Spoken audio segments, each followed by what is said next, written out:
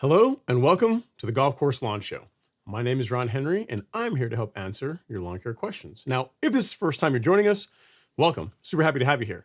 The way this works is really simple. On your screen, somewhere on your screen, you will see a chat box. And in that chat box, you can enter your question, concern, comment of the day, and I work through them in the order that they come in. Now, sometimes I have the answer, sometimes I do not, but either way, we have an awesome time talking about lawn care and sometimes life.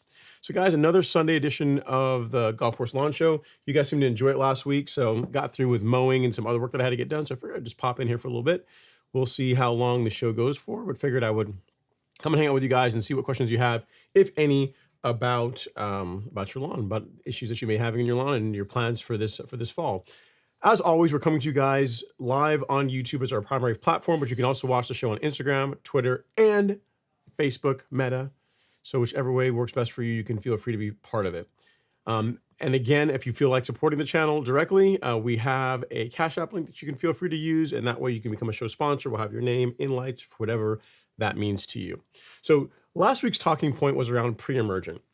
And since then, I've been getting emails around mixing up pre-emergent, pretty much around using liquid products on your lawn. So I figured today would be a good time to review that while we get folks to trickle in, and talk about like how I like to go about mixing it. And if it's the first time you're doing this and you're a little bit intimidated by using a sprayer and just using liquid products on your lawn, how you can be set up for success when applying pre-emergence this fall. And again, pre-emergence, specialized type of herbicide. The whole idea behind it is that you apply it prior to conditions when the weeds that you're trying to control are beginning to grow. So in the fall, we can think about Poa annua, henbit, those types of weeds. I mean, this is, of course, a bunch of other ones. Those are the most common ones that we are trying to keep out of our lawns. And if you get pre-emergent applied, it helps prevent that from becoming an issue in your lawn. The thing is, though, pre-emergent comes in two major ways of being applied. I mean, there's a couple of ways to apply it, but you can apply it as a granular, which is fairly straightforward. You look at the bag, there'll be a spreader setting on there. The same spreader that you use for putting out your lawn care fertilizer is the same spreader you're able to use for applying pre-emergent. So that part's pretty easy. Where folks get into trouble, and what we tend to get questions on, is whenever you're using liquid pre-emergent. So, for example, Spectacle Flow, or if you're using prodiamine in a liquid form, in a water soluble granule form, that is where we get questions around how do I mix this and make sure I get a good result. So the thing to keep in mind, whenever you read the labels for any of these products, what you're going to find is they're going to have an application rate, and it's going to be spelled out normally in a couple different ways. They'll say, this many ounces per acre, or they'll say this many ounces per 1,000 square feet. If you're using a product that gives its rates in acres, and you're probably wondering, if you're new to lawn care, what's an acre? It seems like it's a weird term. I've never heard that before. An acre is 43,560 square feet. So 43,500 square feet is an acre. So if the product you're using for pre-emergent, and this doesn't only apply to pre-emergent, it really applies to anything you apply to your lawn. But if the liquid product you're using gives its rates in acres, you would just take whatever that rate is, the per acre rate, and divide it by 43.5, and that's going to get you the rate that you're going to use per 1,000 square feet. Because most of us don't have lawns that are acres in size. Most of the folks that are on the show, they're 3, 4, 5,000, 10, 12,000 square foot lawns, typically under an acre. All right. So that's thing one. First of all, is just understanding or deciphering the rate. So again, it's going to be either an acre is this many ounces per acre, or this many ounces per 1,000 square feet. So then the next question, it's probably one of the most common questions I get via email, is, someone will reach out to me and they'll say, I've read the label, it says this much per 1,000 square feet, but how do I put that out? I can't put out, like, in the case of like Spectacle Flow, 1/10 of an ounce of this product over 1,000 square feet. Like, it's not going to go that far. How do I dilute it? Like, how much water do I mix with it? And the best answer is that there's various ways of doing it. I mean, you can go with higher dilution rates if you want. I can tell you what I do, what most commonly is used as far as a dilution rate for most products, and that is 1 gallon of water mixed with the per 1,000 square foot rate. So what that ends up being is that, say we take a product like Spectacle Flow, which is a pre-emergent for warm season turfgrass. If you're spraying it at, say, 1/10 of an ounce per 1,000 square feet, you would take 0.10 ounces of Spectacle, you would add that to 1 gallon of water, get that mix, get it nicely suspended, and then that mixture, that solution consisting of a gallon of water and 1/10 of an ounce of Spectacle, again, not very much, that will be sprayed over 1,000 square feet. All right, so that's the way to really think about it. It's the application rate, the dilution, the amount of water you're using as a carrier to help dilute the product, and then the square footage you're spraying it over. Now, 1 gallon over 1,000 square feet is just general guidance. If you wanted to dilute the product at 2 gallons of water with, the rate per 1,000 square feet, you could do that if you wanted to.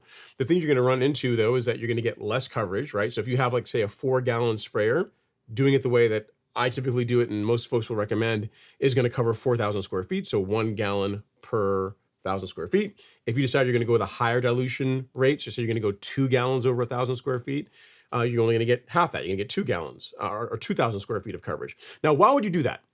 What's a scenario where you might go with a higher dilution rate instead of like 1 gallon per 1,000, which is, again, most common way of doing it? Let's say you live in an area where you don't get a lot of rainfall, or you don't get a lot of regular rainfall, and you don't have irrigation. So you don't have a way of watering the product watering your pre-emergent in after application.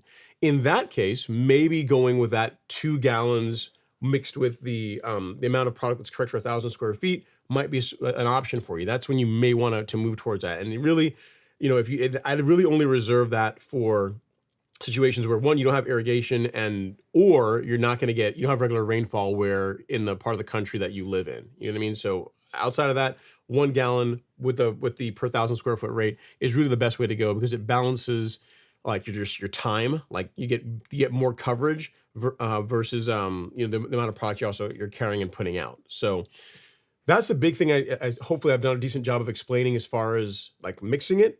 It's on the label. They won't always necessarily tell you how much water to use with it. They kind of assume you know what you're doing. But if there's not a specification, if there's not mentioned exactly how much water to dilute the product with, you can go with a gallon per 1,000 square feet. All right. So hopefully that helps, because again, it's a common question I've been getting. And last week we spoke about pre-emergent, but the one thing I didn't talk about is, hey, when you're mixing this, how do you go about diluting it and putting it out on your lawn? So hopefully that helps. When you guys that are your first timers, you're a little bit nervous, you're wondering like, how do I mix this stuff and make sure I get a good result? That should get you all squared away. Whatever their label says per 1,000 square feet, mix that with a gallon of water and spray that solution over 1,000 square feet. All right. Okay, so let's see what questions we have, which you guys are trickling in here. Let's see what we got going on. We got Platinum Exteriors. He says, Ron, I'm guessing South Wisconsin. I'm guessing, maybe, we'll see. South Wisconsin with perennial ryegrass and Kentucky bluegrass. I've got a ton of weeds from a botched overseed from last year. What do I do for weed control now? I just put seed down yesterday. Okay, so the best way to answer this question is knowing what weeds you're dealing with. But if you're dealing with a salad bowl of weeds, you got like a lot of broadleaf weeds in your lawn, a 3-way would be a good way to go.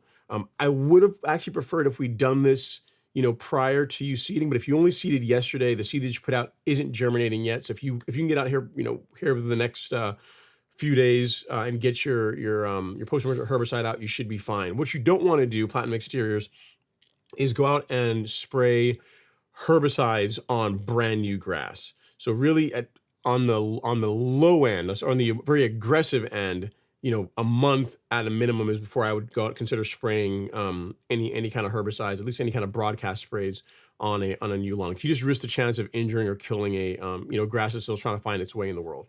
So as far as a perennial ryegrass and KBG lawn, what I would do if it were me, you want something for broadleaf control, you could go with a 3-way, kind of like Triad. So I'll compare to my screen. If you go to the Golf Course Launcher, you go to Shop and then Weed Killer. And you scroll down and you load a couple more products, or you can just use search. But if we just do it this way, there we go. You got Triad Select. So this is a 3-way. It's got 3 different herbicides in it, and it covers a broad range of broadleaf weeds.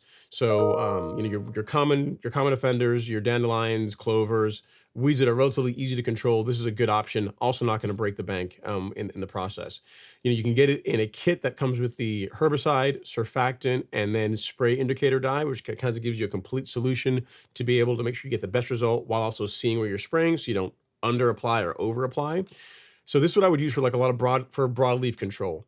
So KBG and perennial ryegrass. If you have crabgrass in your lawn, this is a better option. So actually, let me send this to you first before I move on. So at Platinum Exteriors, get you all squared away here. So that's for broadleaf control. And if you're looking for crabgrass control, while you can use Tenacity for that, the best product, in my opinion, if crabgrass is your primary thing that you're worried about, right? Not only crabgrass, you got a bunch of other weeds as well. I can pull up the label here and show you other stuff that Drive covers. But if we move down, crabgrass of its various varieties are in there. But you can see it does, foxtail. If you want, give it kikuyu grass, you can do that. Torpedo grass, a bunch of different weeds is what Drive or what Conchloric is labeled to control. The big thing though with it that most people will know it for, use this herbicide for, is for controlling crabgrass. So if you got crabgrass, this really is your best option in my opinion. It covers a bunch of other weeds other than just crabgrass. But again, if crabgrass is the primary thing, then you want to add this to your arsenal. Again, Tenacity will work as well too. But again, for crabgrass control, I really do like Drive. I like a product with Conchloric in it. All right. So I will send you both of those, and that should hopefully have you all squared away. Now, you didn't tell me, again, what kind of weed you're dealing with. If you have sedges, sedge hammer, but so, these kind of questions, really, they're difficult to answer without knowing exactly the weed that's in your lawn. But given the way you're saying it, you got a ton of different weeds. I'm imagining primarily broadleaf weeds, maybe some crabgrass. So those two herbicides, those two products will take care of you. Just for completion, if you do have sedges in your lawn, neither of those are great for sedges. You're going to want to go with sedge hammer. So this guy right here. So for sedge control, this is going to be your option for cool season grass for controlling sedges in your lawn. All right.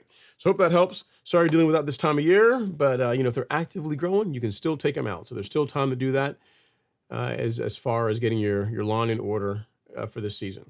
Okay, next up we got Mr. Brett Autry. He says, always learning. Thanks so much for coming by to say hello, Brett. Appreciate you as always. Thanks for that. And then Mary J, how you doing, Mary? Hopefully all is well in your world. It's been a while. I haven't seen you for a minute, so it's good to see that you are still around. Toucan Sam saying, hey, Ron, what's going on, sir? Have an excellent stream. Jackie Bear, always a staple. And then next up, we have Toucan Sam. He has a question about winter maintenance. He says, hey, Ron, 2 questions. What is your process for winterizing your reel mowers? And would you apply sulfur in the fall with pre-emergent application or wait until a few weeks after? Okay, so question 1, as far as how I winterize my reel mowers, what I will tend to do, and some folks will run ethanol-free feed gas in their mowers all season. I tend to run like what I just get at the local pump nearby for most of the season, and then as I get towards the end, so say in October, I'll switch away from like just standard gasoline, which is what you're running in your car. Most of them are like 10% ethanol blends, to just an ethanol-free gasoline. So just a fuel that's just purely gas. So a lot of times you'll see it marketed at the pump as like recreational gasoline. Reason for that is ethanol draws water, draws moisture. It's one of the properties of an alcohol. And when you're just running your mower all the time, so like I mow several times per week, on the low end, for the regularly every other day, on the low end, at least twice a week, normally 3 times per week. So if you're running like a fuel that is your standard gasoline that has ethanol in it, you're going through it so quickly, you're running the mower so regularly that there's not really a problem. But if you're going to be putting the mower up in, say, November, and you're not going to touch it, especially if you're cool area with cool season lawns, until March, April, I really would for the last month or so switch to an ethanol-free gasoline. That way, you reduce the chances of getting water in the systems. We have difficulty with corrosion and just harder starting when next season rolls around. So that's the primary thing. Outside of that, I make sure that the reel is clean. So if I'm going to put it up for a while, then I would make sure that there's not like wet grass clippings on, and I make sure it's all nice and dry. And then a very light coat. You can use either like WD-40 or you can use like cooking oil, just a light mist on the reel and bed knife, just to have a thin layer of oil to prevent corrosion, is what I would say. Outside of that, you're good to go. So those are the 2 things I mainly do primarily, is switch to ethanol-free gas, and then if I'm putting the mower up for a while, then a thin coat on a clean reel of some kind of lubricant. Again, WD-40 will work, or like aerosolized cooking oil. Either one of those will work fine. And then as far as sulfur, it doesn't really matter. So if you have a soil test result, and I imagine you're applying sulfur because your soil pH that's measured is high and you're trying to lower that, you can apply it a few weeks after pre-emergent. You can apply it before pre-emergent. It doesn't really make a difference. Like I wouldn't necessarily wait. In other words, the 2 aren't really linked. The only scenario where, let's say you're doing a liquid pre-emergent, and I mean most of the sulfurs that you're going to spray are going to be applying on your lawn for pH adjustment anyway, will be granular. But let's say you also had like liquid sulfur for whatever reason. The only concern I might have is if it's going to mix nicely with the pre-emergent. But outside of that, if you wanted to, say, put out a granular sulfur in the morning, and then like an hour later, once you're done doing that, go out and spray pre-emergent, that would work absolutely fine. There's no reason to wait. That's what I'm trying to say. They're not linked in any way, really. Okay. So hope that helps, sir, as far as getting your mowers winterized and good to go. And then as far as your pre-emergent and sulfur application, you notice that I didn't say anything about servicing the mower or sharpening it, because what I tend to do is that if you're going to use the mower in the springtime for scalping, so say if you have a reel mower, you really don't want to go out and put a fresh grind on the equipment, and then the first time you use it in the springtime, you're like running it really hard and perhaps messing up a fresh edge that was put on the mower. So if you have multiple units, so say you have multiple reel mowers and you have one that you're not going to really use until next year, then yeah, you can go through the full gamut. You can send it out this fall once you're done with your cutting, get an oil change, get it sharpened, have it all fresh and good to go, and then you just have it sitting there until springtime. If you have a mower that you're going to use for scalping, though, I really wouldn't bother. I would go through and do that, and then I would service it after the fact. Okay. So just in case you guys were wondering, well, in the past you said about doing a service for your mower in the fall, and the more I thought about that, If you got multiple pieces of equipment, sure. If you only got one mower, I wouldn't do that if your plan is to scalp in the early spring. All right. Okay. Mary J is up next. She says, Ron, in the past, I made my own coastal like you taught a couple years ago. Can't get imazaquin anymore. I'm planning to do simazine and prodiamine. What would you include for sedges? I really would. You can't find imazaquin. Like Image is not a thing anymore. Hang on, are you sure? You tell me you can't find Image? I mean, I haven't bought it in a hot minute. It might actually not be possible to find it anymore. I wonder why. Let's see here. So here's the reason. Here's why really imazaquin is a good blend, or Image is a good blend, or good choice for post-emergent herbicide to go along with prodiamine and simazine. Is like those two pre-emergents, it's designed to be watered in. So could you use Sedgehammer along with it? Could you put some Sedgehammer in the tank? Sure, you could do that. But then you would just wait until the following day before you run your irrigation. And same kind of rules applied. When you're dealing with a herbicide that is designed for foliar uptake, if you're mixing pre-emergent with it, I am not a fan of using surfactant along with that. I'm trying to see here. Image is really, wow, you got Image for Southern Lawns, but I don't see the imazaquin. Maybe it is gone. I think it's on Amazon anyway. So yeah, Mary. So what I would say is that if you're going to do, what I would do is this personally, if you want my honest opinion, I would just do the prodiamine and simazine, and then if you have any sedges currently in your lawn, I would do a separate spray just for those. I really would. I would mix Sedgehammer along with surfactant, and just do that as a separate app. I know it's more work, but you're really going to get the best result going that route versus mixing Sedgehammer without surfactant along with your pre-emergents and spraying that on the lawn. So that's the only advice I would tell you. I don't know, it's interesting, man. I didn't realize that you can't, that it's not, maybe it's just your area. I have to look around and see if it's really like a across the country thing or if it's just local to you. So hope that helps. I hope that helps, Mary.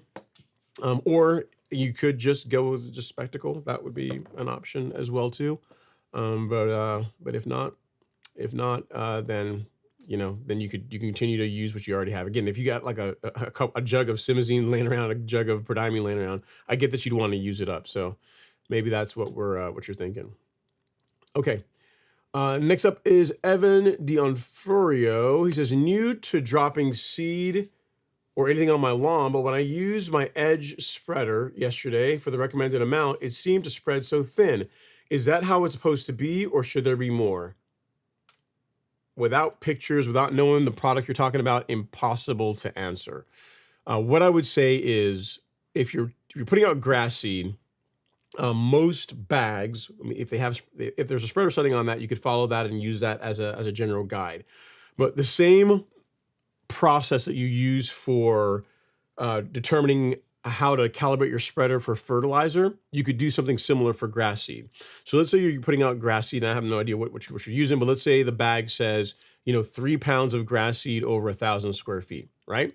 What you would do is you would measure out 1,000 square foot section of your lawn, and I would put, say, 5 pounds of grass seed in. So your goal is to put 3 out, but we're gonna put 5 pounds, a measured 5 pounds in the hopper. Now that you've got the 5 pounds of grass seed in the spreader, you've got 1,000 square feet marked out, like a 25, 50 foot section.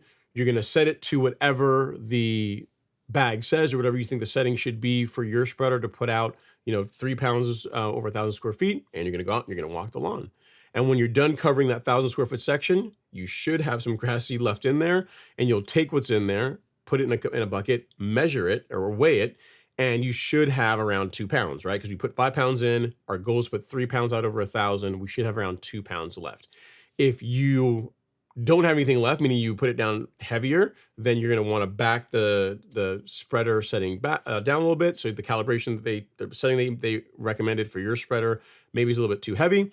And if you didn't put out enough, so say you put out 2 pounds or 1.5 pounds, then you're going to want to increase the spreader setting. So that's a way to kind of work your way, kind of walk into the correct setting for your particular spreader, given the guidance that's on the bag. So hope that helps, Evan. Again, without seeing your lawn, without knowing the grass seed you used, the only thing I know is that you have I imagine a Scott spreader, because you said it's an Edge. I'm guessing it's an Edge guard, so it's a Scott's branded product.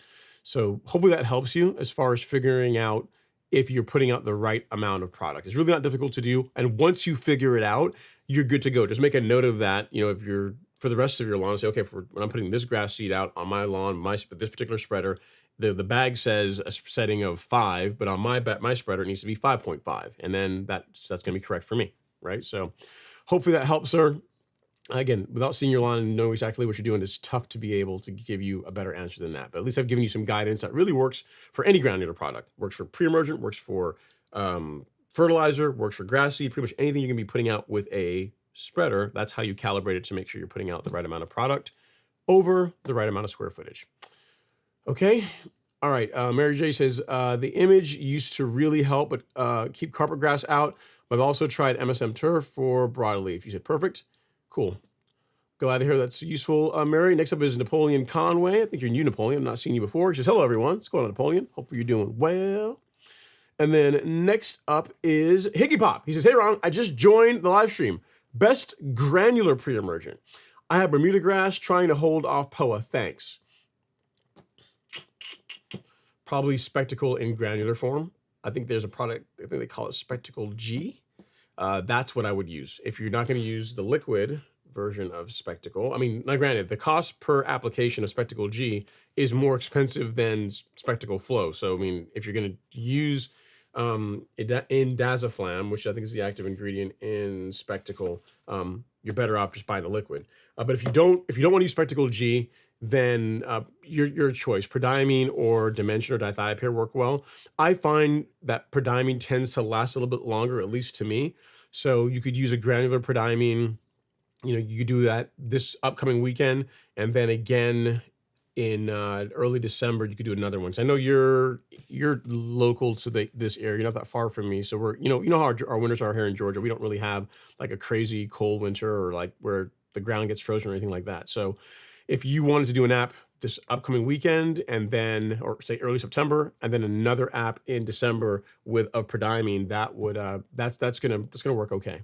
Okay, but again, I would say the best option, I mean, for cost per application, Spectacle Flow for Bermuda grass, and then if you still want the ingredient that's in Spectacle Flow but you want it in granular form, then Spectacle G, and then outside of that, a prodiamine or dithiopyr. Either one of those will work well. All right, next up we got Mr. Robert Rainey in the live stream. Guys, for those of you that don't know, Robert has made a big step just for you guys because, you guys want to see it. He is going from his gorgeous Bermuda grass lawn to prepare for a ryegrass overseed. I think he sent pictures. I still have them from Friday night. So this is what his lawn was like a few weeks ago, which I think spectacular. And this is what his lawn looks like as of Friday. So he took it down to the dirt, cut all the green stuff off, and is about to go put out some grass seed here. I believe he's thinking mid-September. So he's just doing all this prep planning, but that's what he's going for. So we'll have something cool to watch over the winter months. All right. Next up is Guliam S.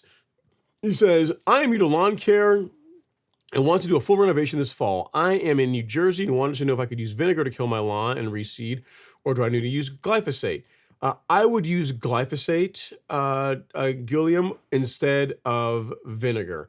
Reason being is that when you think about products that have high concentrations of vinegar, what they will tend to do is they'll tend to burn the leaf of the plant or the grass that you're dealing with, but they're not really great at also moving through the grass and killing it even down to the root. So the technical term is that contact herbicides don't translocate. They don't move through the plant and kill it in various parts of the plant, whereas a product like glyphosate does. So could you use vinegar? Yeah, I mean, it's going to turn the grass brown. You'll probably knock a lot of it back, but a better option for a more complete kill off is to use glyphosate. So you could go out and just do a broadcast spray of glyphosate, and a couple of weeks later follow up with your seeding project. That is what I would do if I were going to do a full renovation and we're going to establish a lawn via seed. All right, so I'll show you a glyphosate product that is better than just regular glyphosate because it has diquat in it. It'll help, really helps with burning down whatever you sprayed on. So Roundup Quick Pro, which I'll send you a link for this. In addition to glyphosate, this also has diquat. So there's two herbicides in this one pack, and it's really easy to use. It comes with these ready-to-use packets. You just take one of these, put it in a gallon of water, and then go out and spray 1,000 square feet. So really easy to mix, and again, the result that it produces is really good. So that's what I would recommend instead of using vinegar to do the kill off in your lawn. You're just going to get a better result with it. And given all of the time, money, effort that goes into preparing a lawn for seeding, you may as well just do it right, versus going like the vinegar route. Okay, next up is Diamond. He says, "Hey Ron, I can't stay long, just stopping by to say hi and dropping a like." All right, thanks so much, sir. He says, "Keep on keeping on. I will do my best, sir. Appreciate you stopping by to say hello for a little bit." We got 27 likes, 47 folks in the live stream. We can do better than that, but I realize it's Sunday. It's a quiet, slow day, so you guys might be a little bit slow on the like button. But if you guys can hit the like button, I'd really appreciate it. It costs you absolutely nothing. It's a free way to support the channel. All right, next we have Brett Autry. He's back with a question. He says, 70-degree soil temp in Texas, in North Texas, or time period in September versus October, which is best and most effective? So I think you're asking, I guess, about pre-emergent, Brett. What I would tell you is with your soil temps in the 70s, likely trending cooler, I would get your pre-emergent out. The weed that most of us are trying to keep out of our lawns for the most part with our fall pre-emergent is Poa annua. Around the mid 60s, as far as soil temps, is when it really begins germinating, begins lighting off, and becomes a problem.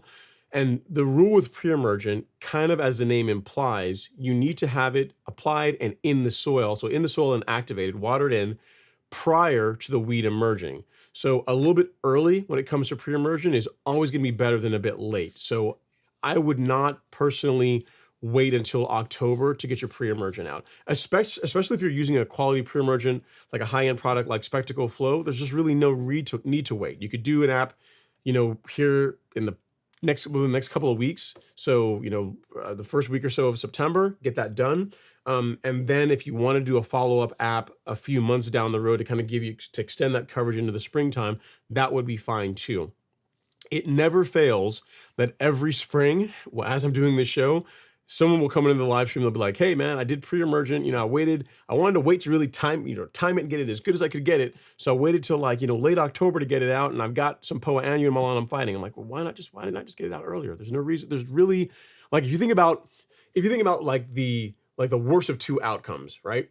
So you try to wait, you wait till October to get it out. So you're sitting there with your soil thermometer, you're looking at Greencast and seeing exactly when your soil temps from the mid 60s. And when you say, okay, 5 day, mid 60s, I'm gonna go do it right now.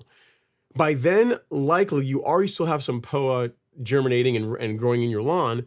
And the downside of applying it early is really not a whole lot. I'm not saying you're getting it out months and months early. I'm saying, 2-3 weeks early ahead of time, ahead of when the conditions are going to be, really ripe for the weed we're trying to prevent from growing, is good insurance. Folks that tend to apply pre-emergent in the fall earlier, like now, have less issues with weeds in their lawn in the fall and also in the springtime. Professional applicators, like some of the folks here around Georgia, are doing the same thing. They're already out there spraying pre-emergent. They're already doing their fall pre-emergent now.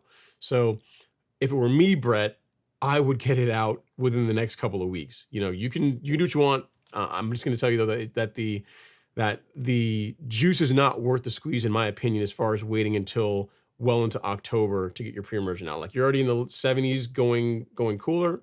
Go ahead and get your pre-emergent out. It's not going to hurt anything, especially if you're using something like Spectacle. Okay? Hope that helps. Devin has entered the chat. He says, "What's up, Ron? Some Sunday turf talk is tough to beat, right? Sitting here with it. Now, tonight I'm not drinking any kind of, I'm not drinking any juice. I'm drinking actually coffee, believe it or not. So, 7 o'clock in the afternoon and having a coffee. But, hey, it's what it called for. But yeah, man, hopefully you're having a good Sunday. Hopefully everything's going well. I already did my work. I mowed the back lawn. I mowed the front lawn. You guys want to see the front lawn? Of course you do. I'll show you guys the front lawn real quick. Why not? So again, for the folks that have Bermuda grass lawns and are tired of me talking about zoysia, I'm going to make it quick. So that's a picture of it. Still the zoysia, taken about 5-10 minutes before the live stream started. And then this, if you want it in motion, poetry in motion, there is it on video. You can see I went out and I cleaned the edge up. The edge was getting a little scraggly, so I went and cleaned that up. So I want to show you guys that. Oh, actually, wait, this is the wrong. Wait, hang on a second here. Hang on, this is the wrong video. That was the one from Friday. This is it. This is the one. This is it. Yeah, you got the shade. You got the tree in the back and the thing. There we go. That doesn't look right. Now you can see my edge. See how crispy my edge is? It's way better. Way better compared to Friday. So you can see the tree across the street is casting a shadow, but this is a fresh cut on the Xeon and looking pretty good. So you can see between Friday and now, look at the edge along the sidewalk versus, which looks, you can see it's kind of puffy a little bit higher there versus now it is much better, all cleaned up. Had to use the rotary scissors because with the way the Zoysia sod was put in, it's flush with the sidewalk and I can't get the Greensmaster right up to it. So I'm about 3, 4, some areas as much as 6 inches away from the sidewalk. So I got to use the rotary scissors to go ahead and finish cleaning it up. But overall, I think it looks quite nice and wanted to share that with the folks that like to see a good sound of turf grass. All right, so there you go. And then Mary says, image change their formula form from my understanding. Cool, okay, well, I guess they had a good reason for doing it. Robert Rainey's up next. He says, my lawn is finally coming out of dormancy. It looks like it does in April. Is that what happened? So your lawn, man. So you get that late fall dormancy your lawn's been dealing with. It's finally coming out, finally growing in. I can see the green fuzz. I see what you're seeing, what you're talking about, Robert. I can see the green starting to come in there a little bit. I don't know. Whatever you're doing to make it not come in until August, we may have to tweak that program a little bit. But at least it's coming in. At least it's starting to green up. We have to enjoy the wins, right? All right. Mary J says, sounds like a plan. Thanks. You're very welcome. All right. And then G3 says, just coating of Accelerate for my lawn with crabgrass. So using your spraying your lawn with Drive Accelerate for crabgrass. Wish me luck. Nice. It's a good choice, man. It's a great product. It's a great product. I mean, parallel surfactant with it. Good to go. Good to go. Great product for controlling crabgrass. All right. We got Mr. Daryl in the live stream, Mr. Referring Bermuda Lawn. So if you like Bermuda grass and you want to see a YouTube channel where someone talks about Bermuda grass, you can check out Daryl's channel. He says, what's up, Ron? Just finished aerating and verticutting today. My buddy has a Toro triplex getting ready for pre-emergent. That's sweet, man. It's a nice piece of equipment. You got to send me a picture. See, Daryl, here's the thing, man. You're going to say your buddy has this really nice hardware. You got to send it in. You got to send us a picture of it. You got to send us a picture of it. I mean, I realize you may not be able to get it today, but between now and next week, Friday, assuming you still got the equipment around, take a picture. Folks like to see the heavy artillery being used on lawns. So if he's got that and you still got access to it, send us a picture of it. And then I like it. Getting ready for your pre-emergent, it's a good plan. Good plan. All right, Nick Wren is up next. He says, I prepped my whole yard for resod in May, but a busted house pipe delayed things. I could see that happening. I'm ready to put the sod out now, but is it too late? I'm in Dallas, Texas, St. Augustine, and the only area gets 3 to 4 hours of sun per day. I mean, Dallas is still pretty hot, man. So you're likely still good to go, Nick. If it's Bermuda grass, I'd say absolutely. I mean, you can sod it pretty much any time of year, and it's going to grow in. Best time is obviously the spring, but even if you do Bermuda grass now via sod, it would be fine. And St. Augustine would likely be okay too. You know what? Let's look here. What is the 10-day? What's the 10-day forecast for Dallas looking like? Dallas, Texas. Dallas, Texas. All right. If we look at the 10-day, it is 100 degrees. Good Lord, man. Woo. No, that's not right. Yeah, man, y'all got all kinds of temperature there. Yeah, so the low for the next 10 days is like 72, like the low temperature. The rest of it's like high 80s, anywhere as much as 98 degrees, where the coolest day is like 82 degrees. Yeah, so if you want to get your sod out, that'd be fine. I think you're gonna be just fine to get that done, man. You still got plenty of temperature, Nick.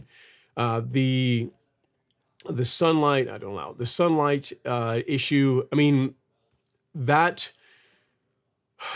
If there's still enough season left that the St. Augustine should be able to get established, especially if you're resodding the entire front lawn, especially if you only have parts of it that are going to be subject to that 3 to 4 hours of sun. In other words, if most of your lawn gets tons of sunlight or gets full sun and you have small areas that get 3 to 4 hours, then I would go ahead with it. I really would, because that way you could get ahead of the curve. You're putting out the sod now, you're giving it ample time to start getting rooted in, and then by next spring, you're able to hit the ground running and really go. Because with you in Dallas, you're not going to have, crazy winter weather for several more months. So yeah, I would go for it if it were me.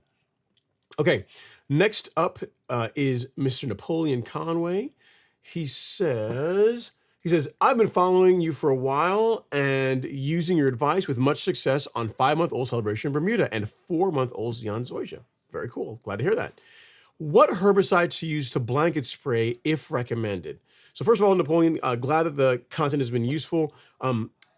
It depends on the weed you're looking to control, man. So I mean, really, whenever you have a question, get a question as far as like what is the best herbicide to use on your lawn. If anyone just gives you an answer and they don't ask you what the weeds that you're dealing with are, then you should be kind of concerned, because to really answer this question like accurately, I gotta know what weeds you're dealing with. Now, having said that, if you've got broadleaf weeds and sedges in your lawn, for broadleaf control, I would use Celsius.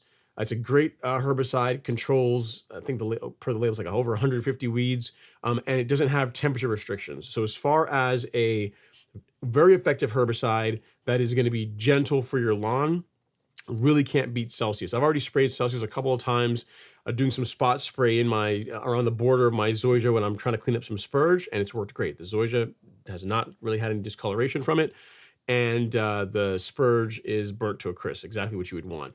Now, if you have sedges, so say you have nutsedge, kalinga, any of the sedges in your lawn, then what I'm going to put you towards is Certainty. So this is what you want for sedge control, much like Celsius, no label temperature restrictions. As far as a excellent sedge control product for warm season turf grass, this is tough to beat. This is what I use for sedge control on my lawn, as well as controlling Poa annua. Because one question you might get, some folks will say, well, why not use Sedgehammer?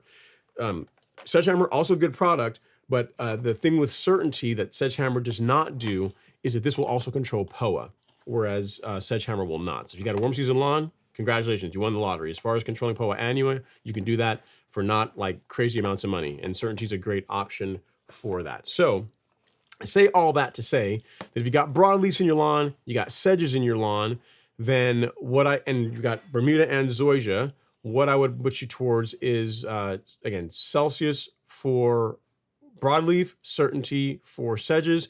If you don't have either of them, we have a kit that has Celsius, Certainty, surfactant, dye, so pretty much everything you need to be able to get a good result. This covers over 2 acres, so you're gonna have this. Keep it on your shelf. It'll be in your toolkit, in your arsenal for years to come. And it is what I use on my lawn. Like when I'm recommending to you, like that combination is what I use on my Bermuda lawn and what I use on my Zoysia lawn. And again, both herbicides are a bit more expensive, but they're excellent for what they're designed to do. And the big thing is they control weeds while minimizing the chance of injury to your lawn, which is what most people want. So if it were me, I would make the investment. It's this is what I use on my lawn. So I can only answer from my personal experience and what I find to work well. And lots of folks that also use that combo have great things to say about it. The only complaint they say is a little bit more expensive, but I mean, good, cheap, effective, choose 2. So for your lawn, given the investment you're making, I would go for the good and effective. And if it costs a little bit more, so be it. Buy once, cry once. So hope that helps, Napoleon. The only other option I might say is if you've got a ton of crabgrass in your lawn, then I would use Drive Accelerate, which is a conchloride product. That's the only thing I didn't share that with you, but I'll link that here for you in the chat as well. But for general weed control, sedges, broadleafs, Celsius and Certainty are really where you're going to want to be. All right. So for crabgrass, you'll have that. So now you're good to go. Between those 3 products, you're pretty much gonna be able to control most of what you're gonna deal with in a Bermuda grass lawn or Zoysia lawn. So hope that helps. Okay, Brett Curran is up next. He says, I just top dressed my Bermuda a few weeks ago. All right. I have a few spots that haven't grown in yet, and I noticed the sand has a green tint to it. Any suggestions? Just patience. So if the sand wasn't green when you applied it, so maybe it's like, in other words, there wasn't like a pigment in the sand. It could be grass beginning to grow through.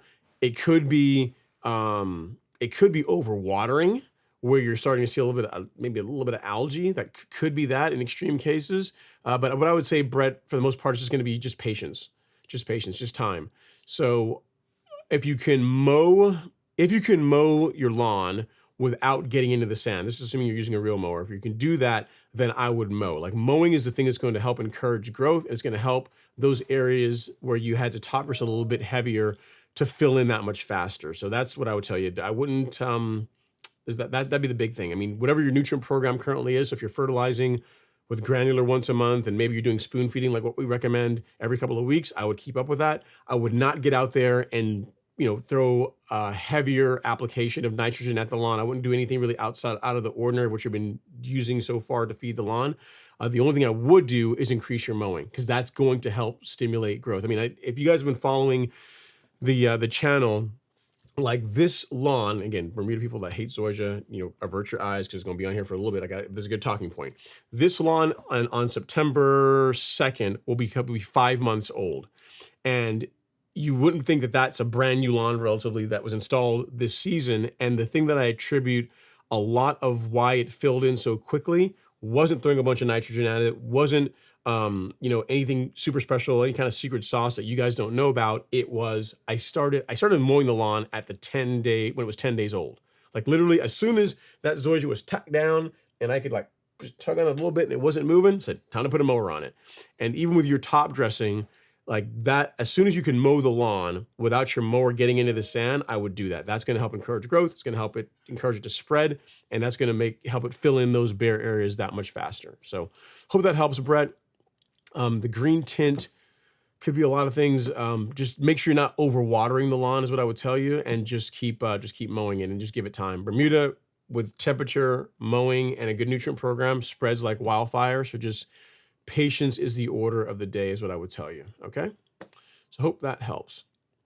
All right. Michael Pitchford is up next. He says, I'm in East Tennessee. I have turf type tall fescue sprouting after taking it to dirt.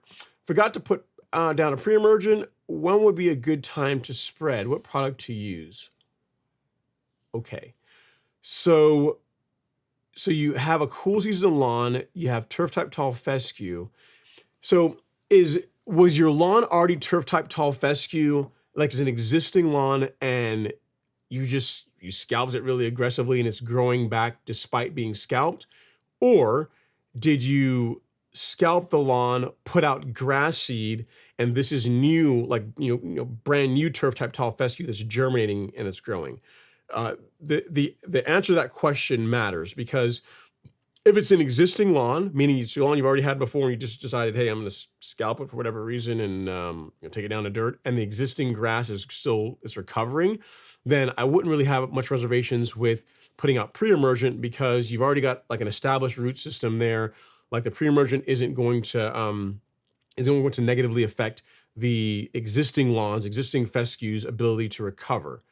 If it's the second scenario where you scalp the lawn, you put out grass seed, and now you're about to apply pre-emergent, or you put out grass seed and it's new growth with young grass, I would not apply pre-emergent, because you're just taking the risk that the pre-emergent is going to damage that new grass is trying to establish.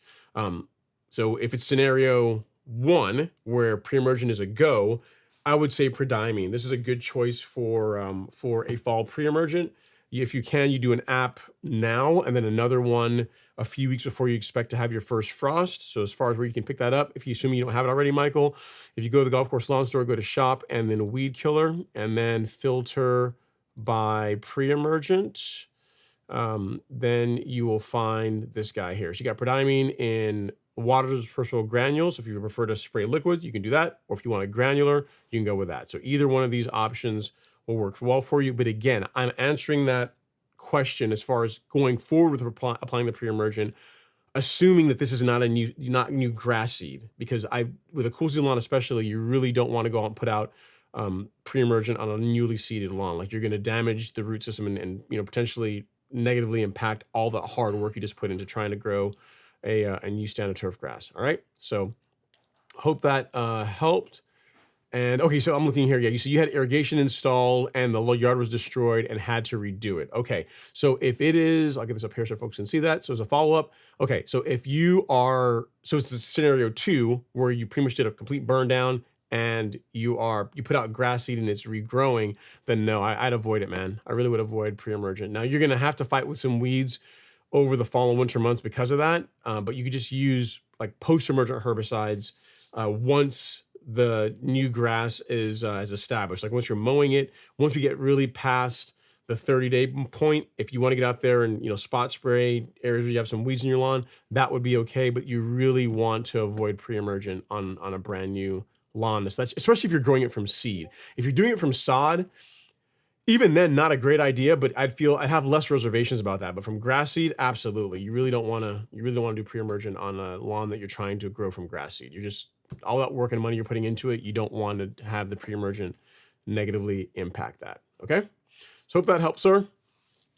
Next up is Mr. Robert Rainey. He says, happy to report that I didn't get much washout from the downpour after applying Humic Max. I think the prill size greatly helps in reducing that. I would agree, Robert. First of all, I think that most folks' concerns about losing grass or losing fertilizer after heavy rain is in many ways overblown. Like I have a relatively steeply sloped lawn. Again, Bermuda folks that hate zoysia, avert your eyes. It's only going to be on the lawn for a few seconds. I'll do a still. I won't put it in motion because that might make it easier. Okay, so that's a relatively steep grade. If you've ever seen any videos of me mowing it, it's a chore to mow that. And whenever I go out and I apply Humic Max, the same product that you're talking about, the same granular fertilizer, which if you want to see is this. So this is what your standard fertilizer prill size looks like. It's like a 210 SGN. This is Humic Max. You can see between this and this is smaller. So this is going to get past the grass, get into the soil easier, and for that reason, in my opinion, much less likely to be washed away. I say all that to say that even on my lawn, which is sloped much more than your lawn, even after heavy rainfall, after applying this, I have yet to ever go down to the sidewalks. If we look here at the bottom of this picture, you'll see there's a sidewalk at the bottom down there.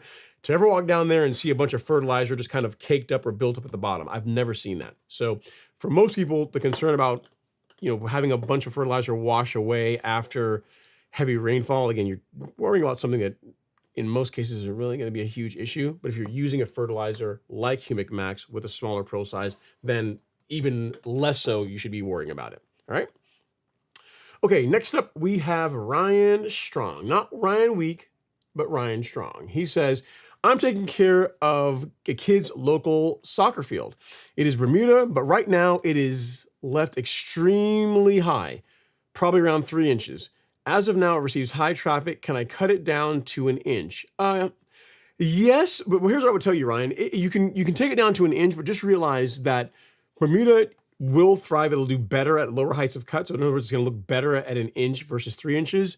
But just realize that when you take it down to 1 inch, there's no free lunch. Like your mowing frequency is going to have to increase, at 1 inch height of cut versus over 3 inches. So if at 3 inches you were cutting it, or someone was mowing it once a week, once every couple of weeks, that's not going to work for 1 inch height of cut. So for 1 inch height of cut, really you want to be out there twice per week to have it really looking good. So meaning not only is it low, but it's also looking good, looking tight. It's nice and green in between mowings, and it's staying green between mowings. So Bermuda, absolutely, it'll be just fine at 1 inch. Just realize that you are also, either you or someone else is signing up for an increased mowing schedule if you want the lawn to look its best at that lower height of cut. Okay, so hope that helps. I think that really for a soccer field, 1 inch is going to be. 3 inches is that's a bit tall, a bit high. Like that, that's likely slowing down play quite a bit on the soccer field versus 1 inch. 1 inch is going to be better, in my opinion. So as long as you got the time to do it, it's going to work better. All right, next up we got Napoleon Conway. He says, I have an outbreak of nutsedge in zoysia. Okay, good. So this is better. So based on everything I said, if all you care about is controlling sedges in zoysia, then this is going to be your combo. You're going to go to the golf course lawn store. You're going to go to the weed killer section. You're going to grab you a bottle of Certainty, and with that, you're going to pair with it a bottle of surfactant. So these two, if all you care about are nutsedge in your zoysia, then this is all you need. Celsius, great to add if you're also going to control broadleaf weeds like spurge and other just pain in the butt weeds that tend to grow in lawns. But if all you care about is sedges, then really just Certainty and surfactant, just these two is all you would really need for your zoysia lawn. Okay, so hope that helps, and you can find that at the same link that I sent to you with all the weed, the herbicide products. All right, Cooper is up next. He says, drop this live stream a like. Thanks for your guidance, support, and sharing all your knowledge this Fridays and some Sundays. We enjoy it. Yeah, man, you guys seem to like it. So I know it's a smaller crowd.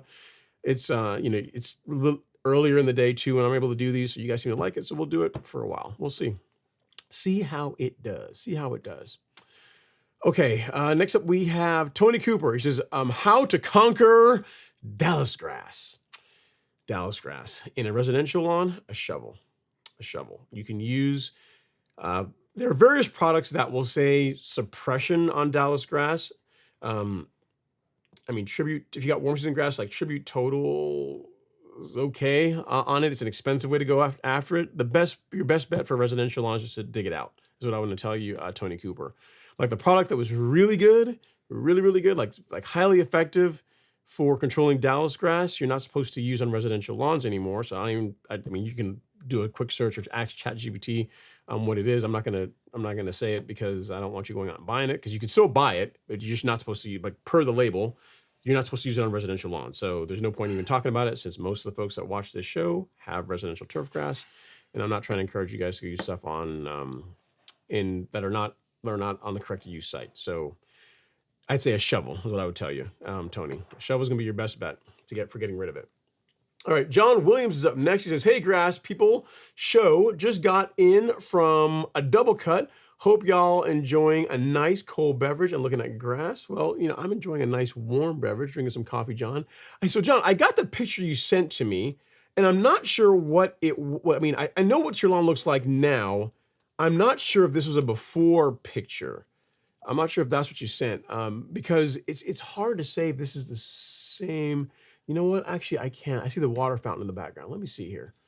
It might be the same lawn. Let me see here. I want to make sure.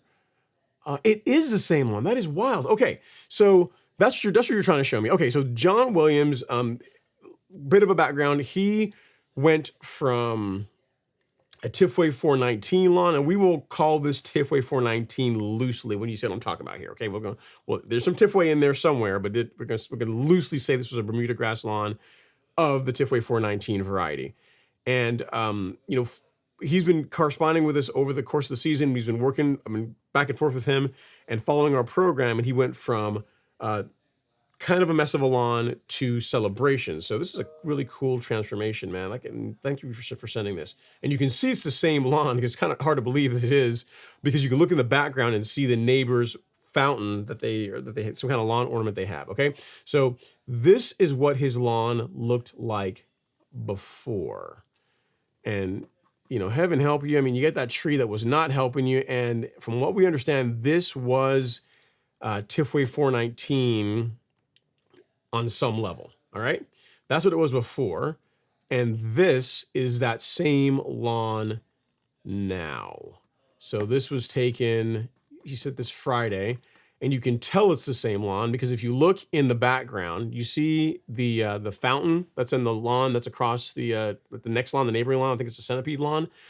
If we go to the other picture, you can still see the fountain there. So the lawn ornament. I say it's a fountain. It's probably just a lawn ornament. So he pulled a tree out. He killed off his existing lawn, and he went from that to that. And this centipede again, celebration is really only a little over a month old. So a really big transformation over the course of a season. Pretty awesome. So if any of you guys are wondering, what does it take to really transform a lawn? John, this is not a small amount of work. He took the tree out, killed off the existing lawn, and you can tell with plenty of hard work, diligence, he went from that to that over the course of a couple of months, which is pretty spectacular. And here's the thing, John, it's only going to get better, because now that you are here, that's the new foundation for the lawn going into the end of this season and starting next year. That's where you're going to start. So it's going to be you can't even imagine how much better it's going to get next year based on where you're starting now. So it's kind of cool, because a lot of you, we show a lot of really cool lawns on the show. And it's, many of you guys are at different stages of your lawn journey, and you may say, well, pretty easy for your lawn to look nice. It didn't really need anything. It already looked good. Here's a case of a guy who had a lawn that did not look great at all. You might even say that it was on the it was neat. It was definitely on the struggle bus. I've been riding the struggle bus for a while, and now it looks like that. And again, what did he do? Pulled a tree out. He killed off the existing lawn and resodded it, and went out and just started putting work in. Good nutrient program, regular mowing, and it's a night and day difference. So John did it. You guys can also do it too. Mary J says, lawn looks great, Ron. Thanks, Mary. I really appreciate it. John Williams says, let's see the back, sir. I didn't take any video of the back. I did mow it today, but I didn't do any video of it. It's coming back in, guys, because you guys know with the back lawn, some of you wanted to see a scalp or I'm sorry. One of the questions I often get is, hey, can I do a hydro cut reset on my lawn in late August? I'm like, I really wouldn't recommend it because it's gonna take a while for the lawn to recover from it. So I said, but you know what? I'll take one for the team. I'll go out and I'll do that, and I'll show you guys. I'll share with you how my lawn recovers. So if I can show this, this is how it looked a week and change ago, a little bit over a week and a half ago. This is not, yes, you can see that it's still there. The color's kind of coming, not great, but mowing it today, the color's coming back in really nicely already. So, so what I will do, I'll promise you guys this week, I will do an update of just the back lawn showing how it's recovering from the height of cut change. All right. So, because I know y'all are here for the Bermuda content, and I've been having a lot of fun playing with my new toy this year, my new Zoysia. So it's been getting a lot more love, a lot more attention than the Bermuda. Okay, Gomez has a good question. He says, what are the upsides to seeding a winter grass like Robert Rainey is doing? Is it aesthetics only, or does the root system protect or feed the dormant Bermuda? Love the chat. Great question, Gomez. So it's two things. It's really one thing. It's aesthetics. And then, a high domination factor, because the thing you got to realize is when you overseed a warm season lawn like Bermuda, with ryegrass, all the other lawns in your area, which Robert doesn't really have a bunch of other lawns that are right next to him, but if say you lived in a neighborhood like me, right? Come December, everyone else's lawn is going to be dormant. It's going to be brown, and brown or dormant Bermuda grass looks nice, but your lawn will be this bright, vibrant, gorgeous green with awesome stripes. I mean, it's going to look like the ryegrass version of this. It'll look like the ryegrass version of that, right? It's going to be vibrant green, beautiful stripes. Everyone else's lawn around you is brown. So yes, it's aesthetics, but there's a high domination factor. So as far as pretty much showing, I mean, if you could in a way, just kind of let your neighbors know that, hey, when it comes to lawn care, I am better than you guys. That's what pretty much a ryegrass overseed of a Bermuda lawn gets you. However, it's not all sunshine and rainbows. So while the domination factor is high, while your lawn looks awesome, while everyone else's lawn is brown, here are some of the negatives to it. So ryegrass in the springtime, when it's looking its absolute best, will negatively impact Bermuda's ability to come out of dormancy. So what you tend to find is if you overseed a lawn with ryegrass, while it looks awesome during the fall, awesome during the winter months, awesome during the early spring, when it's looking its absolute best, which is normally around late March, early April, pretty much when the Masters golf tournament is going on, that's when you really want to get rid of it. So when ryegrass is looking its absolute best in Georgia is when you really want to get out there with a post-emergent herbicide like Celsius and kill it off. Because if you don't do that, you're really going to set the Bermuda grass back to where it won't be until well into May, maybe even June, before Bermuda really starts waking up and coming in. And when it does, it's going to be thin and just not looking great. So while you do get a green lawn during the fall and winter months, you also have an additional step that you have to do in the springtime to get rid of it, to give Bermuda grass the opportunity to grow in. And even if you do that, even if you go out and you spray it out, you still tend to be a little bit behind the curve as far as Bermuda grass green up versus if you did not do ryegrass overseed. So in other words, if Robert Rainey and I were neighbors, and heaven help me if we were, man, because the pressure would be so intense. Let's say he and I were neighbors, and he did a ryegrass overseed. We're running the exact same program. He did a ryegrass overseed. I did not. When it comes to springtime, in around March, late February, early March, my lawn is going to start turning green. He's unlikely to spray out his ryegrass until late March, early April, at which point his Bermuda grass is really going to begin waking up and taking off. So even with him spraying it out, he's going to be further behind me as far as green up if you do this. So that's the only, I don't want to say negative, it's just one thing you have to really account for if you decide to overseed a Bermuda lawn with ryegrass. But as far as protecting the root system, not necessary. I mean, Bermuda grass is pretty tolerant, it's pretty hardy grass. You don't have to overseed with ryegrass to protect it. So that's not really a factor. That's not really a reason to do it. It's purely just to be able to say to your neighbors, hey, look, my lawn's green, yours is not, and therefore I am better than you during the fall and winter months, and you got to put some respect on my name. That's pretty much what it's all about. Purely for domination, purely vanity, and you know what? We are all here for it. All right, next up is Michael Kuhn. He says, happy Sunday, fun day, Ron. Hey, so I think I've heard you say before to kill perennial ryegrass to help the Bermuda come out of dormancy from winter. Would think apply to annual ryegrass? Yeah, same thing. So you still want to, in other words, when the Bermuda is starting to green up, you want to accelerate the ryegrass dying off because you're getting rid of competition. You're getting rid of the competition so that Bermuda can really take off and begin growing in nicely. So whether you do an annual ryegrass overseed, which I really wouldn't recommend, like perennial ryegrass is prettier, it looks nicer than annual ryegrass. So regardless of which ryegrass you use, really should be perennial. You're still going to want to get rid of it proactively. Like in other words, if you didn't do that, what you're really looking at is it's going to be June before temperatures are so high that the ryegrass like dies off on its own due to temperature, and you're going to be left with a stand of Bermuda grass that's going to be really thin and sickly looking and just not living its best life. So proactively getting rid of it is what you're going to want to do if you want Bermuda to look its absolute best come spring. Okay, so hope that helps, Michael. Great question. John Williams says, dealing with one more mole. There's never just one more. It's just one more for now. He says, I hate little Marcus. He keeps dodging me, but he don't know me well. I'm persistent. He's gonna find out eventually, John. Just here's the thing. It's a time game. All you have to do is just make sure you set your traps and just be patient. Eventually he's gonna mess up. He's gonna, come out and run down his little tunnels and think everything is all good to go, and all of a sudden he's gonna get caught up. So don't you worry. Just be patient.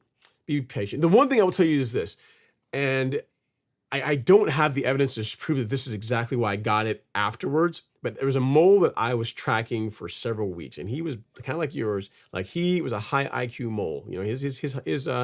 His brain power was up there. He was not your basic mole, and I was chasing him around. I was moving traps from location to location where he was putting out a fresh tunnel, and for the life of me, I couldn't get him. So I thought, you know what? I wonder if for some reason my scent is still on this trap, and that's why he's avoiding the tunnel wherever I put it in. So, and again, it just doesn't necessarily mean this was the case, but I pulled the trap out, washed it really, really, really well. I wore like latex gloves and everything, cleaned it up really well, set the trap. The next morning, got him.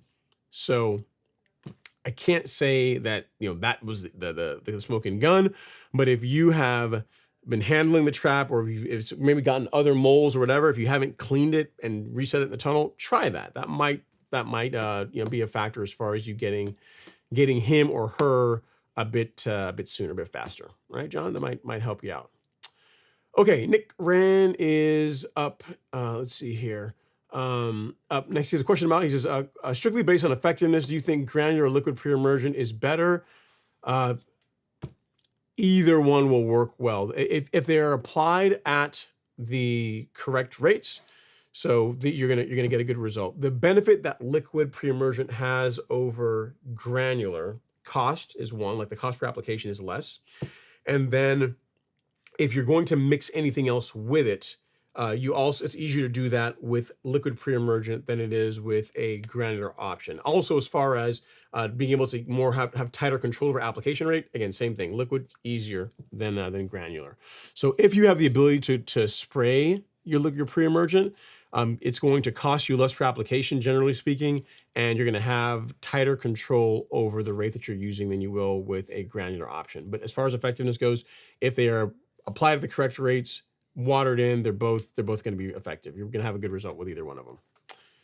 All right, Catherine A. Garcia is up next. She says, hey, Ron, what's going on, Catherine? Hopefully you're doing well. And then C Hill says, greetings and salutations. I noticed you're having another show this week. Why are you doing two separate shows, Friday and Sunday? Or is this a special occasion since no NFL games? Iron sharpens iron. Just because, that's a good point. I'm doing this show on Sunday, but the viewership is probably going to drop. We got like 70 folks here in the live stream right now. Come, the main season when NFL starts, I'm going to be competing with like Sunday afternoon football. It's probably not going to work out too well.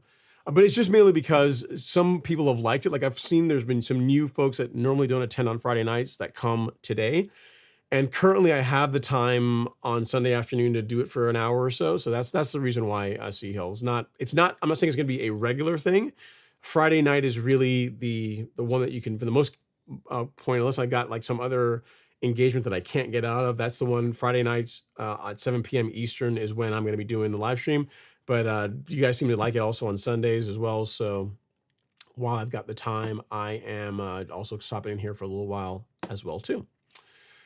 So just the reason is I had time. That's why I'm doing it. It's nothing super special. All right, John Williams says, hey, Ron, I just did a double cut. Do you think I can spray that lemon insect control on it, or should I wait till tomorrow? You could spray the Miramichi pest control now if you want to, John. That's going to be fine. No problem at all. No problem at all. You can do that now if you want to. All right, Javi is up next. He says, I'm starting to plan a fall nitrogen blitz. I'm in a cool season area. I plan on using ammonium sulfate and liquid iron mix on my lawn. How often do you recommend that I spray?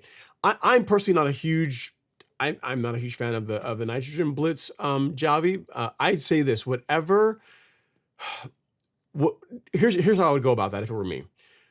Depending on the amount of nitrogen you're looking to put in the soil per application, that's going to drive like what rates you use. You know what I mean? So I'm not sure what product you're using to apply it, but if you like say your goal is I don't know, say half a pound of nitrogen per application, right? And you're going to be doing this every couple of weeks over the period that you're trying to load up the amount of nitrogen that's in the soil. Then you would look at whatever what rate the product what rate the product you're using recommends to get to, say, half a pound of N. If you're using a granular, it's pretty easy to calculate this. You can take whatever the analysis is, divide that by your desired rate, the desired amount of nitrogen you're trying to get in the soil, and that would tell you how much of the product you need to put down over 1,000 square feet. So as a quick and like dirty math, say you're using like a 16% nitrogen product, right? Because I know this because that's what Humic Max is, and I know the math on that one pretty easily. And your goal is to put out half a pound of nitrogen. What you would do is you'd use right at 3 pounds of the product over 1,000 square feet. And you just repeat that over whatever interval you're going to be using to load up nitrogen stores in the soil. So whatever product you're using, take the amount of nitrogen that's in the analysis and then do some basic math to figure out like how many pounds of this I need to apply per 1,000 square feet to hit that target is what I would tell you. All right, and you're saying you're doing, and if you're just a liquid, again, the liquid should also be able to tell you what, like how many ounces will put out X pounds or tenths of a pound of nitrogen on your lawn. So just follow that, and you should be good to go. All right, and then how do you recommend? I do recommend I spray. Again, I don't really recommend that you do the nitrogen blitz personally, but I'd say that whatever guidance you're following on this program, I would follow that. Like whatever like forum you're reading this in or videos you're watching on this, whoever is recommending this program or whatever guidance you're following, they should have guidance on this much nitrogen, over this interval. And the way you achieve that is spray every month, every couple of weeks or whatever, every week, whatever it happens to be, and just follow that. If that's what you're going to follow, then I would follow whatever guidance you're using to be able to determine that. I'm not going to be able to really tell you exactly how I would go about doing it because I don't really recommend doing that. Okay, next up is Dawkins S. He says, what over-the-counter herbicide for sedges?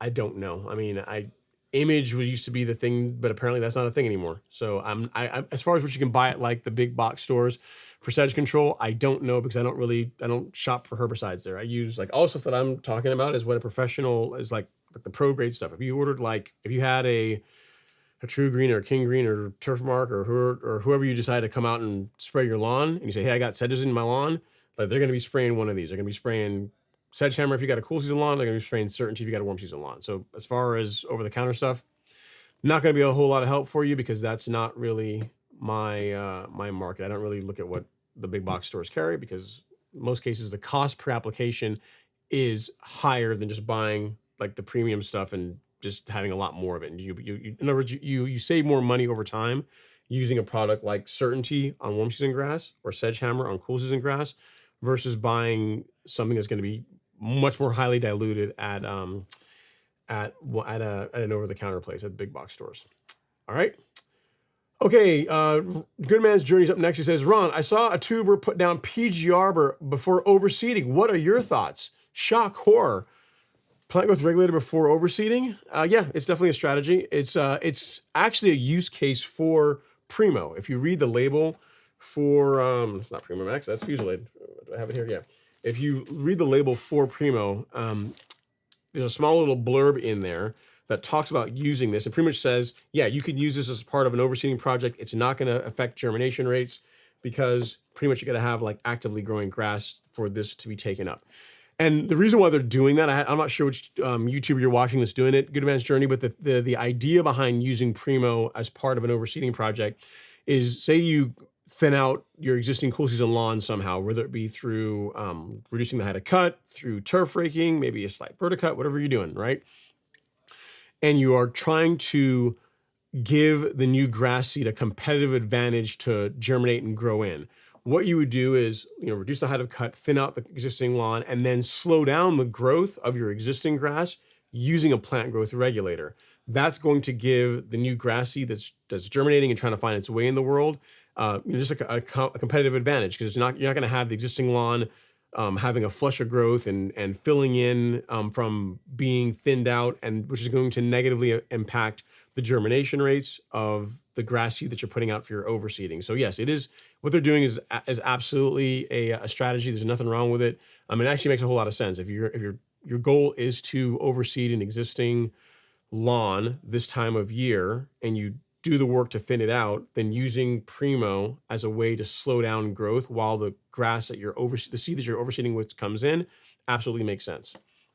Okay, next up is Michael Kuhn. He says, I haven't seen any neighbors or anyone use sprinklers or irrigation systems here in Oklahoma. Literally everyone uses Bermuda and they never water their lawns. I would love to use a cool season grass, but I guess you said you would need irrigation. Yeah, I think that a cool season lawn, especially in the summertime, is going to struggle.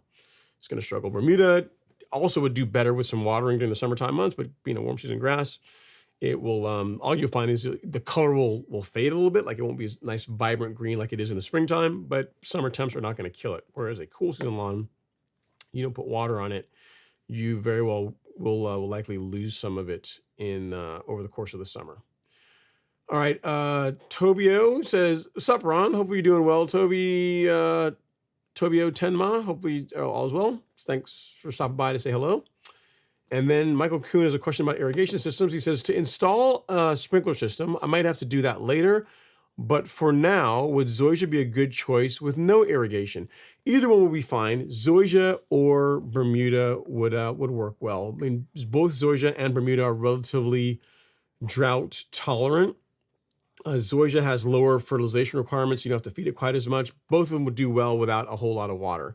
I will tell you, on my lawn, now that I got some Zoysia and I got Bermuda, the Zoysia has retained its color better than the Bermuda has, given the same amount of water, the same watering schedule. And you could almost argue that the Zoysia is getting less water because for the front lawn, I run a 10-minute cycle, and then I run the rest, like the back lawn, and each of those are like 25 minutes, 25 minutes, 25 minutes, 10 minutes for the swale, and then it rolls back around to the front lawn again for another 10 minutes. So the front lawn is getting a total of 20 minutes of water kind of spaced out, whereas the back lawn is getting 25 to 30 minutes per zone all in one go. And the Zoysia still looks a lot better than the Bermuda given that watering schedule. So that's something to consider as well if you, if you're debating between the two. Zoysia is more expensive though. So that's something to keep in mind. It does cost more. They are more proud of it than Bermuda, but it is pretty cool, man. I have to admit. Have you guys seen Mazoya? I'll show you guys one more again while I look for the next question. All right. We have Ebony Man 281 is up next. He says, awesome. Thanks so much. I appreciate that. And then next up is Catherine A. Garcia. He says, hey, Ron, man, you have me guessing or second guessing with putting in Iron Cutter Bermuda because that Zoysia looking so good. With that said, is the cutting frequency the same as your Bermuda? Yeah. So does it get cut on the same schedule? Yes. Does it need to be cut as frequently? No. So given the same period of time. In other words, I'll put it this way. My Bermuda is getting plant growth regulator. The Zoysia is not. Given the same mowing schedule, the amount of clippings that are coming off the Zoysia with no plant growth regulator are just maybe a little bit less than Bermuda with plant growth regulator. So Bermuda, so I say all that to say that you don't have to mow Zoysia as often. You don't have to. I do it because I like it looking good. I like to mow grass. I'm kind of weird like that. But the benefits are, it's, again, my sample size, it just retains its color better than Bermuda for what I'm seeing. Because I got literally both of them in the same lawn, same nutrient program. They're literally within 20 feet of each other. And the Zoysia with the same watering, same nutrient program is holding its color better than the Bermuda does. And you have to water it less. What else about it? What are the negatives of Zoysia? I'd say, Catherine, is that it is more sensitive. Like one thing with Zoysia is that if it gets, it doesn't like staying saturated. So if you do go to Zoysia, I'd say real mowing is really going to be healthier or really be more important for Zoysia lawn to do really well compared to Bermuda. If you mow Bermuda at 2 inches, it's going to be just fine. If you mow Zoysia at 2 inches, you got to be more careful from the standpoint that if you are overwatering it, or if you just get like a period of a lot of rainfall, you are more likely to have disease issues in Zoysia than you are in Bermuda. For example, a neighbor that's across the street from Alex, for a couple of months there, he had some large patch growing in his Zoysia, and he wasn't running a ton of irrigation. It was just Zoysia at like 3 inches. It was really puffy, and it looked really pretty, really nice looking, but it was like a 3-inch Zoysia. And just from all the rain we were having earlier in this time, earlier in the season, so May, June months, we had all that rain. He was having some large patch issues in the lawn due to that. So I would say this: if you're going to do Zoysia, it's really going to look. It's going to really look really good if you're able to maintain it with a reel mower. Reason being is that lower height of cut is going to help it dry out faster and better than if you're trying to maintain it at like 3 inches, 4 inches. And yeah, I know there's going to be people in the comments that say, yeah, I keep my Zoysia at 3-4 inches and it looks great. That's true. However, most of the folks that send me emails with disease problems in their Zoysia it tends to be at a higher height of cut versus people that are real mowing it. So that's the only thing I would say you want to consider between your Bermuda and Zoysia, in that Bermuda you can get by with mowing it taller, and it just tends to be a little bit less disease prone than Zoysia would be at the same height of cut and the same water. So hope that helps, Catherine. But it is gorgeous. If you can reel mow it and you got time and you got the budget to put it in, I'm a fan. Zoysia is pretty cool, man. I get what all the fuss is about. Next up is Michael. Okay, I think we already did that one. We already answered that question. It says, Good Man's Journey. He says, hey, Ron, could you tell me how you started your business? I'm just as interested in your journey. I, too, am an entrepreneur, and these stories help me. Yeah, so if you go back to many moons ago, many seasons ago, when I was just making YouTube content just for the love of the journey, right? Just documenting what I was doing on my lawn and the things that were working and things that weren't working, which, if you didn't know, that's how my channel started out. I started out just making YouTube content just to be able to say, hey, I'm doing this in my lawn. And I did it really just to be able to look and see how the lawn went, or how it progressed over time. And then people started following it, started enjoying the content, and it just started growing. And throughout the course of doing a lot of that, I went to some local stores, local places, supply places nearby, and also got to be friends with some folks in industry. And I started learning from them around like what it takes to grow like a really good Santa turf grass. So they said, hey, listen, man, if you're really serious, you got to start real mowing. You got to get you a real mower. That's going to be the next thing for you. With Bermuda grass, got a real mower for it to look like really good. If you want it to look like a golf course. And then they started talking. They also showed me like, while you can use like different fertilizers, fertilizers with a finer prill have a lot of benefits, have a lot of advantages, especially when you're real mowing because the turf tends to be a bit tighter. So I started getting into that. So I say all of this to say is that I started using products that were used more on professional turf grass, and the people that were watching my content would say, yeah, man, your lawn looks really cool, but I can't find that stuff near me. I can't like my local, insert whatever, garden store, whatever, doesn't carry it. So I said, okay, I'm going to work to help solve that problem.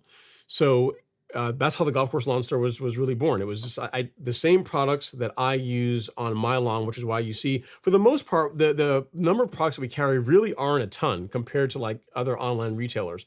But it pretty much the stuff that I use on my lawn from a standpoint of granular fertilizer, from the liquid program that I use, for the biostimulants that I use on my lawn, like pretty much what I use on my lawn is what you could buy on the store. Now, granted, because the cool season folks felt neglected, put together programs for them. So that is where you started seeing that there's like the herbicides that we carry and the fertilizers that we carry really are designed to help a cool season lawn person get an amazing Santa turf grass, and also to help a warm season lawn person that has, Zoysia Bermuda, whatever you happen to have, get like a a really high quality Santa turf grass. So the goal is to remove the excuse that I can't find the stuff that you're using on your lawn to produce on my lawn, in my area. So along with that, because it's not just products, it's all the knowledge that goes along with it, which is why, in addition to the products that we carry, we do a vlog that every week we put out a piece of content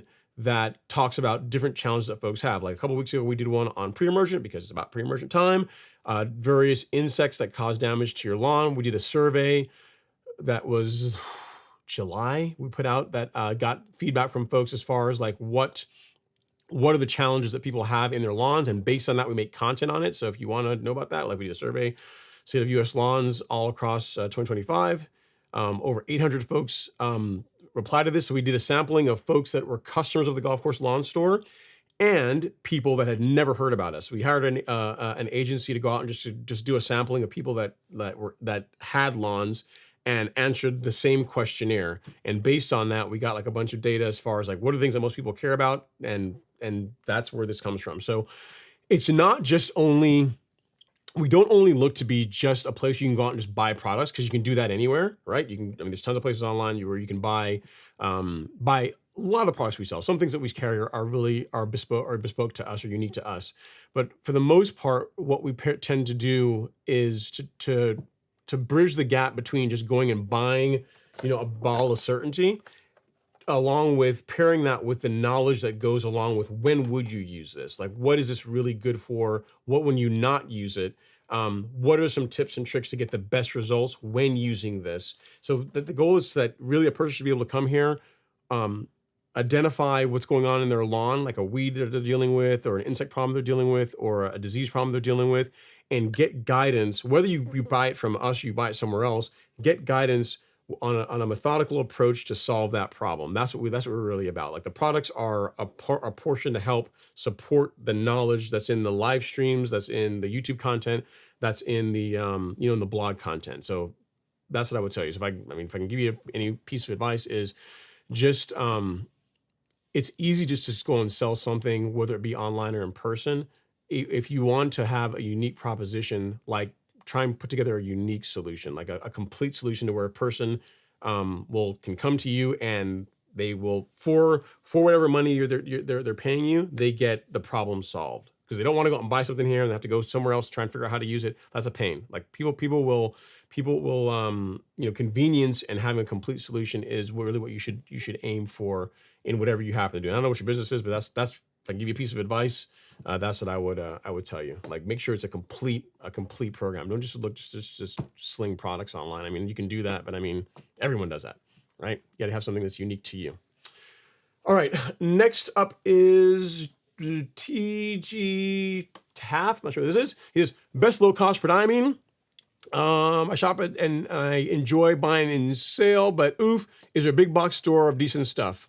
What I would tell you is this: what you buy at the big box stores, if you look at the price, what you pay tends to be lower than say buying a 5-pound tub of prodiamine. Like if you buy this from us, it's gonna, I don't know, this cost. I have to look on there, but this is, I don't know, it's gonna cost you anywhere between $80 to $110 depending on where you buy it online, right? This will do several acres. So in other words, you'll buy this tub and you'll have it for years and years and years and years. So whereas you may go out and might be able to buy a product that has prodiamine in it for, call it $30, that will cover 5,000 square feet, like the cost per application is astronomical compared to buying, the concentrate. So I wouldn't be able to tell you like where else to find like a low cost prodiamine, like what we have, like this is a lower cost. Like you want the premium version of this, it's got Barricade, like Syngenta makes this, like Resolute 65. This is their low cost option for prodiamine. If you want the premium option, you go buy Barricade, all right? Which is similar active ingredient or same active ingredient, but it's just their premium product, right? So if you want a low cost option, that's what I would tell you. All right, next up is Husky Fan LA. He says, hey Ron, I am cutting my lawn in Los Angeles, using about 1 inch using the Real Rollers Revolution, and I have a lot of runners. Does this mean I need to aerate, or what causes an excessive amount of runners?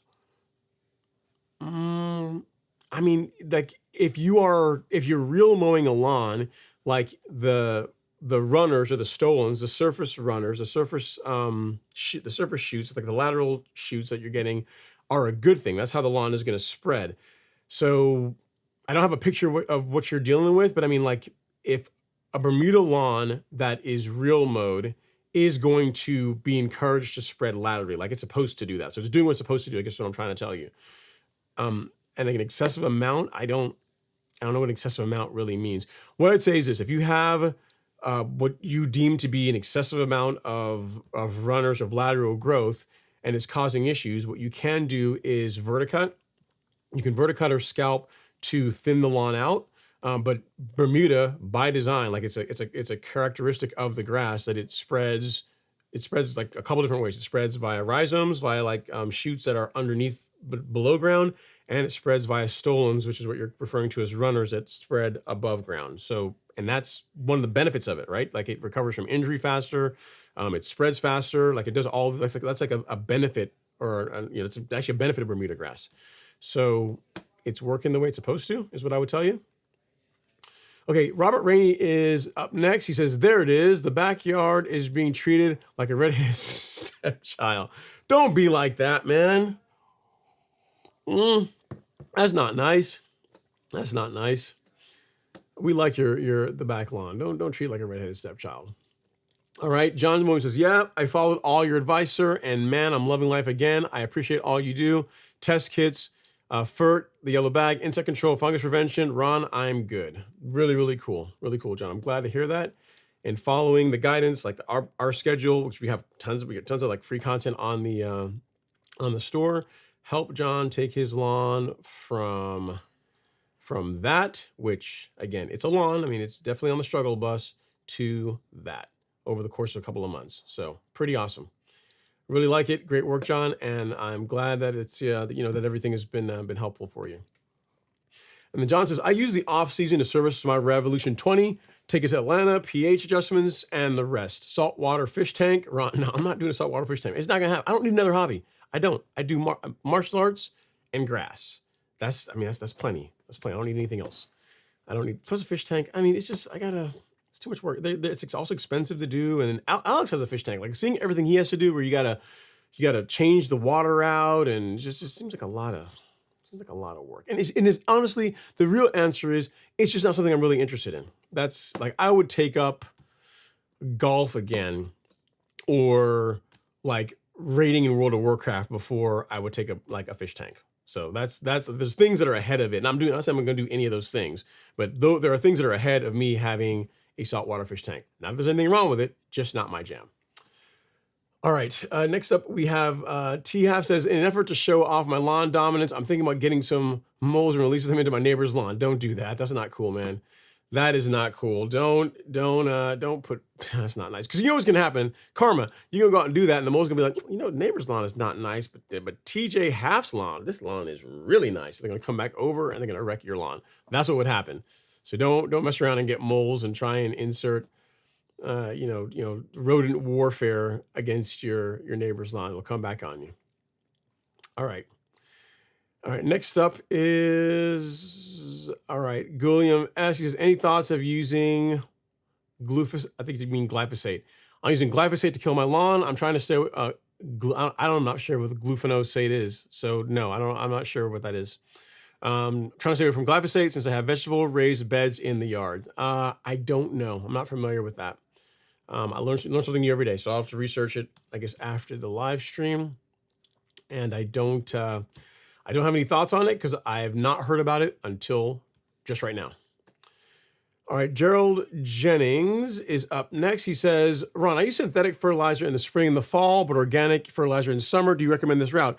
Yeah, I mean, that can work fine. I mean, I guess by you switching to organic, you're looking to reduce pushing growth. That, since most synthetic fertilizer products, at least the granulars anyway, they will have a fast and slow release component to it, whereas organic really is just released based on the amount of microbial activity that's in the soil.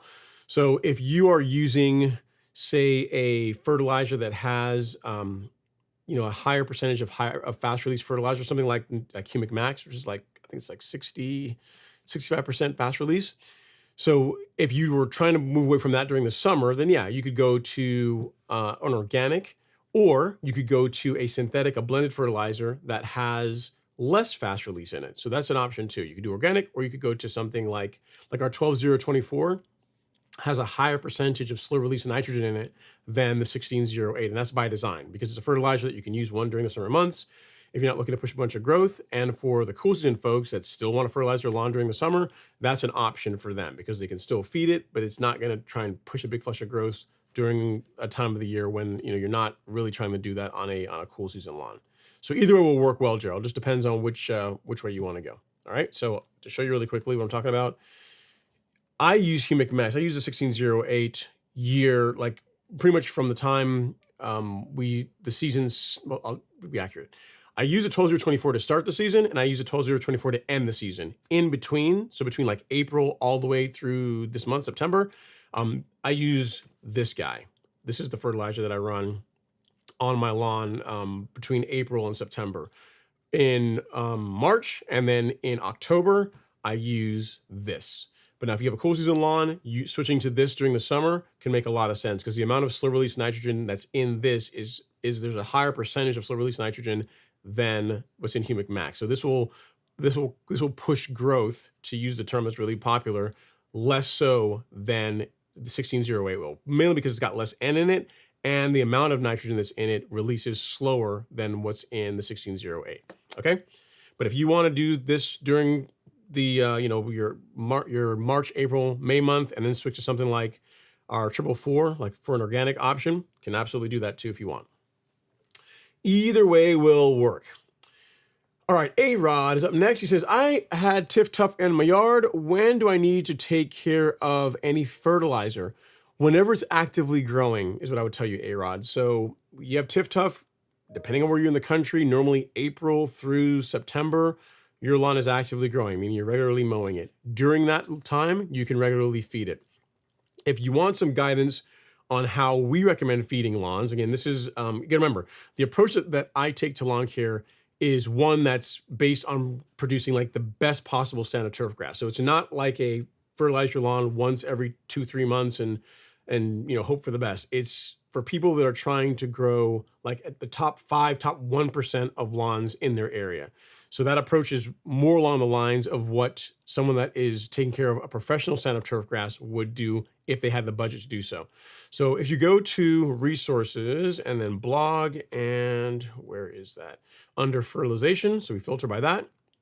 this blog post, which we recently updated this year, which talks about spoon feeding, pretty much details the fertilization program that I use on my lawn and that folks that follow our program use on their lawns to grow a really high quality standard turf grass. And the too long didn't read version of it is use a granular fertilizer at relatively low rates once per month, and use a liquid fertilizer like our 22-3 also at lower rates every 2 weeks. What that does is it produces a consistency as far as growth and color that you don't get when you just tend to use, a granular fertilizer, once a month by itself, or once every, if you use an extended release, once every 2 to 3 months over the course of the season. So again, it's more work, but this is, again, for people that want to produce lawns that look like that, or that look like this. Like this is our demographic. This is the audience that we're trying to serve. So if that's you,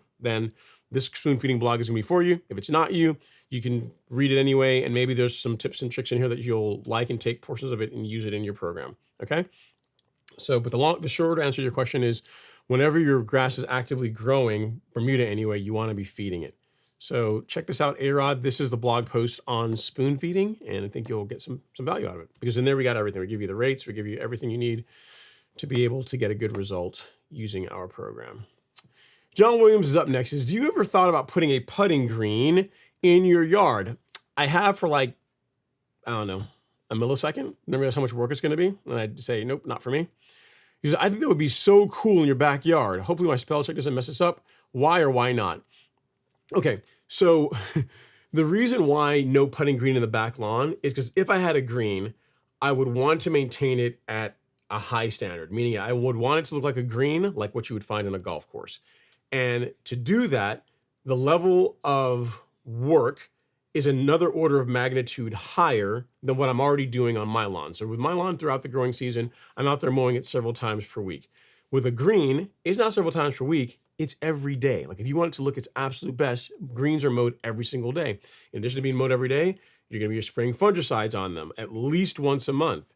In addition to that, you have to have a nutrient program that's tailored to the green. You have to, and in my case, I would have to have 2 mowers. I'd have to have 1 mower for the main lawn, and then a mower that's dedicated to the green, because the height of cuts for a green are much lower than where I'm going to maintain the rest of the lawn. So between the additional work as far as just like nutrient program, disease prevention, mowing, and just between all that and the time it's going to take, it's just not something that I want to do, because I don't want to do it and then do like a halfway job on it and have it look kind of ugly, like, because that's just not my style. I'd rather just not do something than really be really, really bad at it. So, so for that reason, no green for me. Not now. I'm not saying it could never be a thing, but it's just like, if you look at what it takes to maintain a green as a true golf green, I'm not talking about like Bermuda grass that's mowed at like, 3/10. I'm talking about like a green mowed at green's height that would rival a green on an actual golf course. When you get out there and you can putt on it and it rolls properly, that, not in addition to, again, the mowing, the nutrient program, the disease prevention program. Now you're talking about regularly aerating it and top dressing it to dilute the amount of organic material that's building up in the green, so that it drains properly and rolls well. So it's just a lot of work, man. It's a lot more work than people think to do it right. So just not something that I want to do at this point. I don't really have I'm not willing to make the time to do that. I guess is what I'm trying to say. The juice isn't worth the squeeze.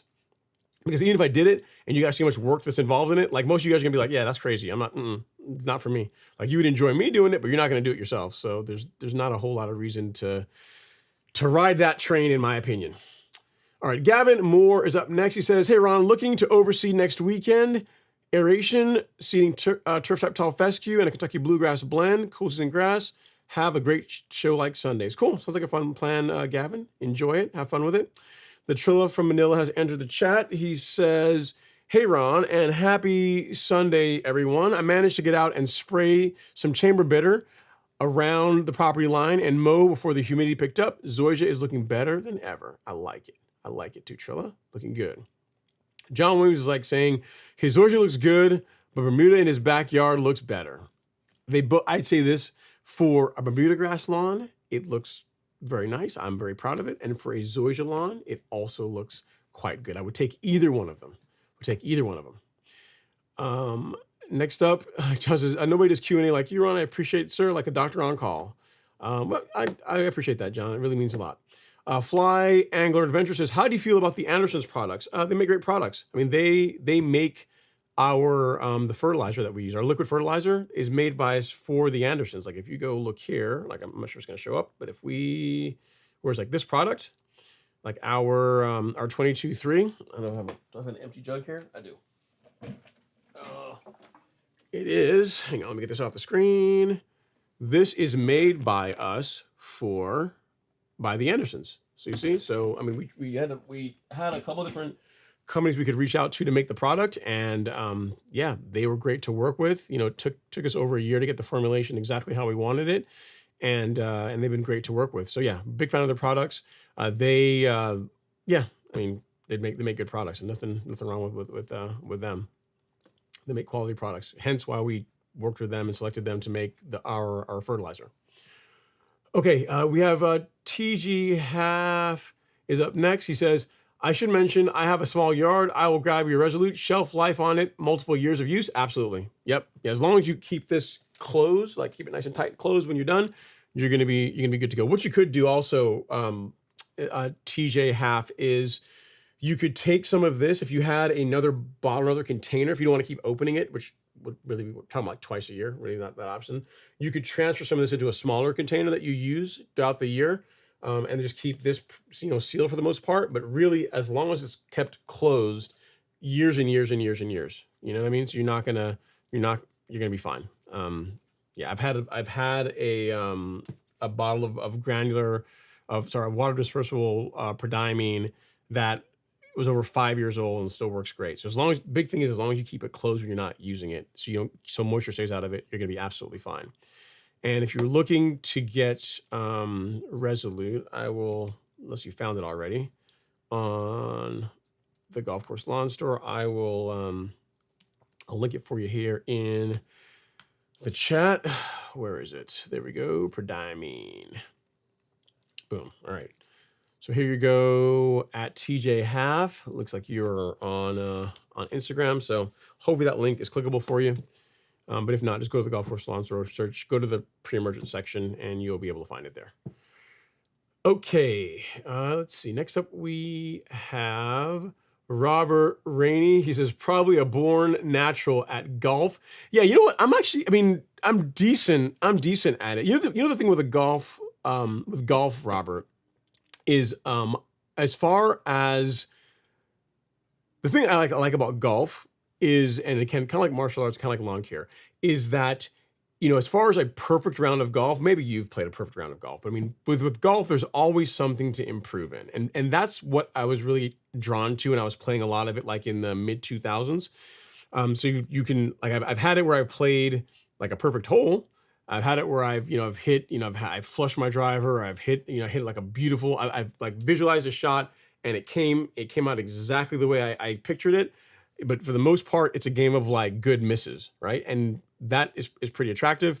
But the thing with golf is that it doesn't, if you don't do it often, which I don't, so I don't make time for it. It's not one of those games that you can just do, once, a couple times a year, once a month, and still really be proficient at it. You need to put the work in to get really good and be consistent with it. So, and it's funny, golf is kind of interesting, like martial arts, like the way you throw a punch, the correct way to throw a punch, the correct way to throw a kick does not feel like how most people think it feels. And the golf swing is very much the same way. Like the way you swing a golf club properly is not the way that most people think. Like most people are more armsy. But if you think about the way you would throw a good roundhouse kick or a good side kick, like your body is the handle and your leg is the whip, right? So in other words, your core leads the limb that you're striking with. So when you throw a punch, your hips pivot, like snap first, and then your arm, your shoulders, arm, forearms, and fists are along for the ride. Golf swing, kind of the same way. So there's some similarities between martial arts and golf in some level. Actually, on many levels, on many tiers. So maybe that's why I kind of like both of them. But yeah, I don't make the time for it these days, man. I really I don't need any more hobbies at this point. I'm busy enough as it is. I can't take up golf at this juncture. Maybe in the future. All right, John Williams says, does that 12024 have iron in it? Yes, it does. And do you know how much? It's trace amounts. It's a small amount of iron, John. So I'll tell you. I can show you how you can find it. If you go to the Golf Course Lawn Store, go to shop, go to lawn fertilizer, and we go to the 12024. I'm pretty sure here in the product detail, I've got the amount of iron. Yeah, there we go. So in here, it's got 0.5% of iron. You've got some manganese and also some magnesium in there. So actually, no, I'm wrong. It's 1.6. I read the wrong one. So 1.6% iron is what's in here. And then 0.5% of manganese and 0.5% of magnesium. So 1.6. So a decent amount of iron. So yes, it's also on the label. We also have that in the product description on the store. So in case you want to go and pick you up a bag, John, there you go. All right. Next up is the everyday life. He says, I've a drain field in my front yard. Is it normal for that area to settle?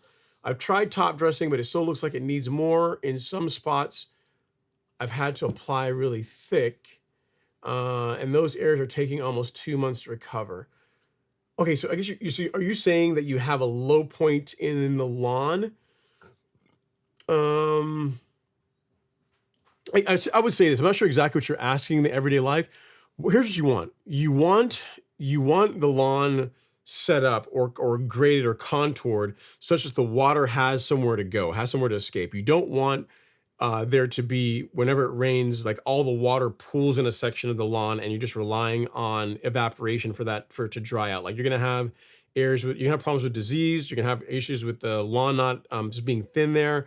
It's just, you're gonna have a bunch of problems with that. So it's fine if you have one area that tends to hold on a bit more moisture than others, or maybe that takes longer to drain, but you want to have the lawn set up or contoured such that the water has a place to drain. Maybe it's into the street or into your sewer system. I don't know what your lawn, how it's set up, but you don't want it to pool.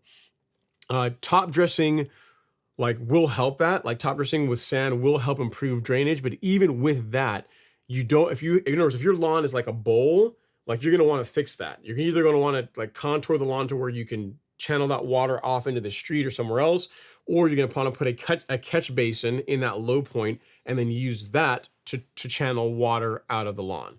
So I'm not sure if that's what you're asking, but long and short of it is, you don't want an area in the lawn where water will just sit there and you're just waiting for it to dry out from just the sun. That's going to be bad news. That part of the lawn is going to struggle and have issues. And as far as having some areas, if you top dressed heavier, taking longer to fill in, that's absolutely normal. In general, I don't recommend blanket top dressing really heavy. It is normal. You're going to have a few areas that are heavier than others. Case in point, Bermuda folks, avert your eyes. I'm about to show some zoysia. So if you look on the front lawn, I think I showed it here today. Maybe, actually, no, I think it was from Friday I did it. Let's look at the other one.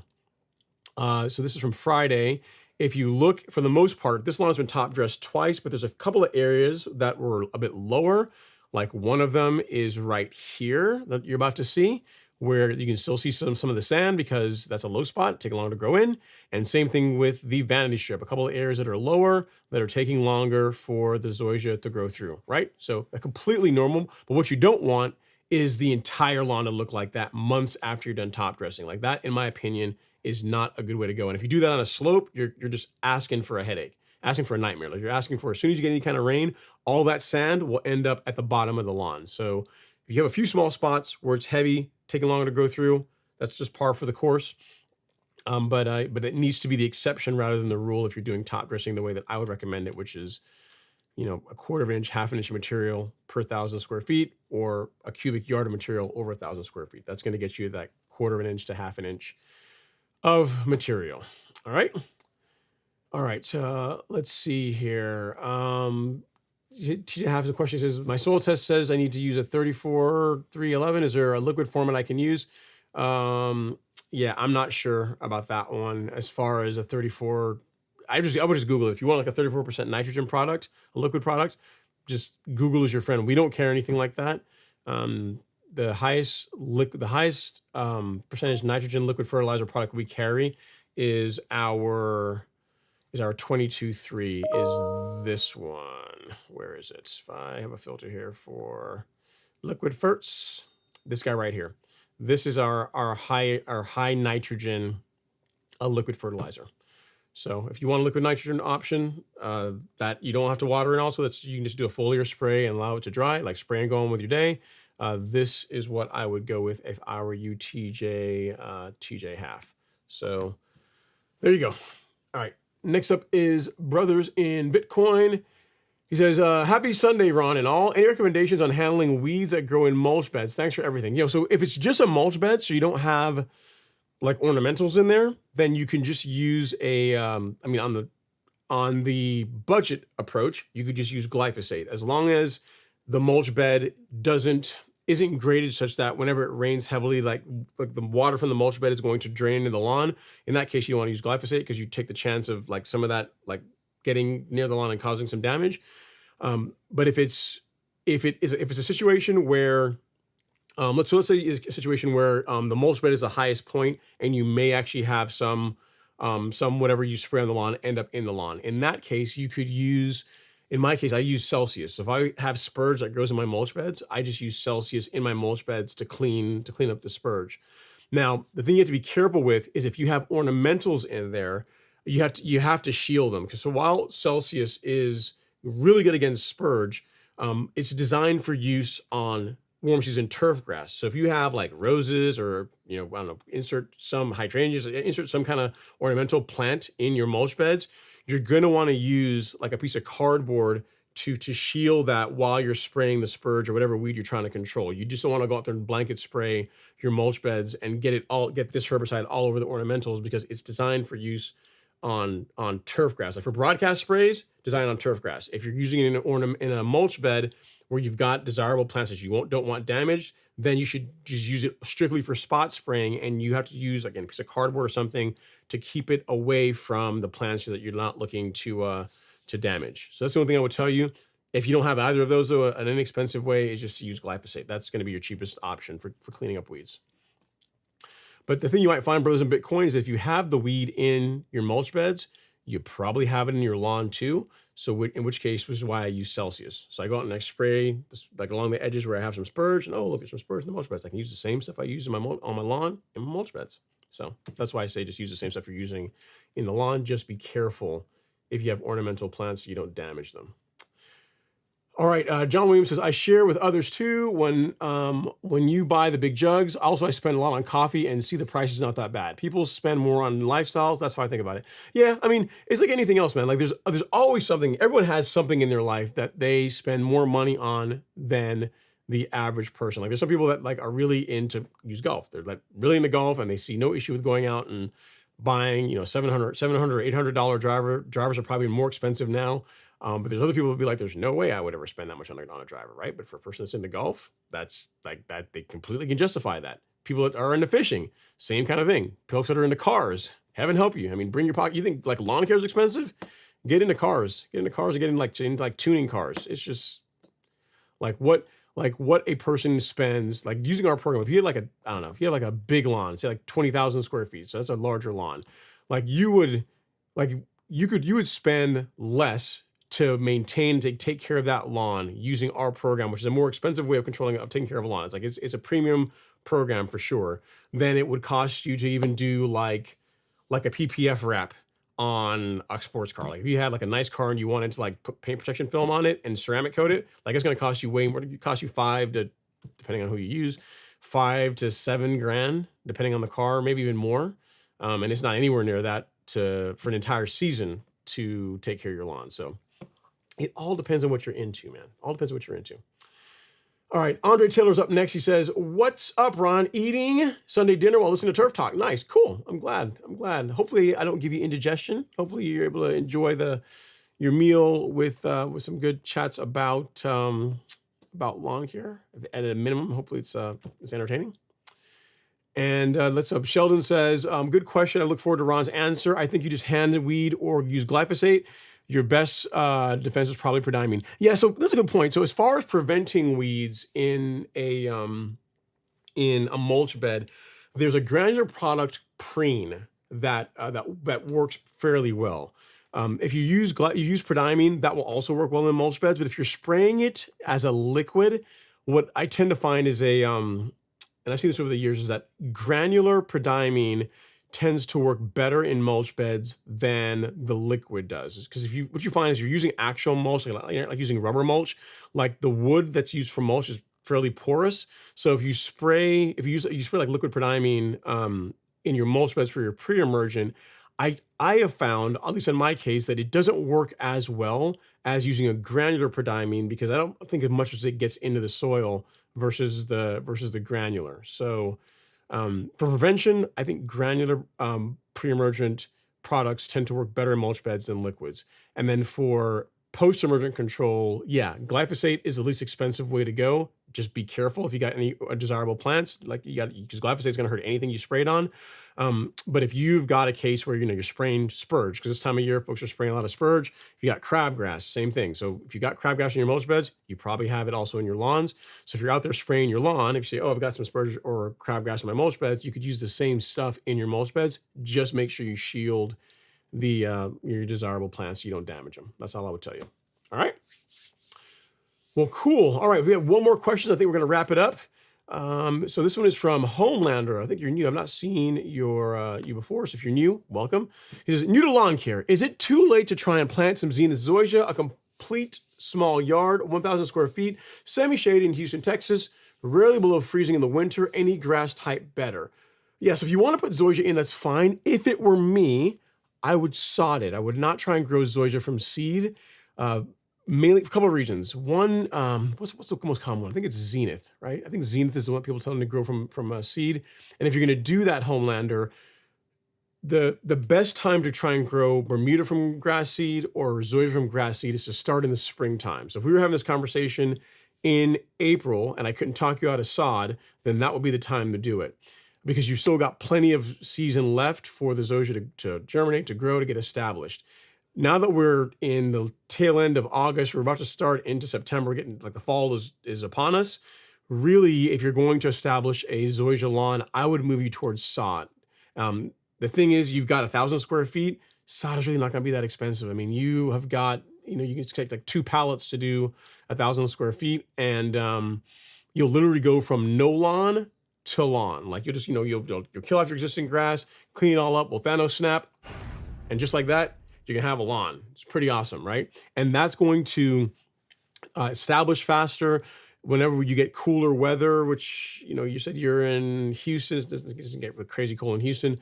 It's just, you're going to be ahead of the curve by going with sod. And given you're only dealing with 1,000 square feet, it's like 2 pallets is all you're going to need to really do that. And I would really go that route if it were me.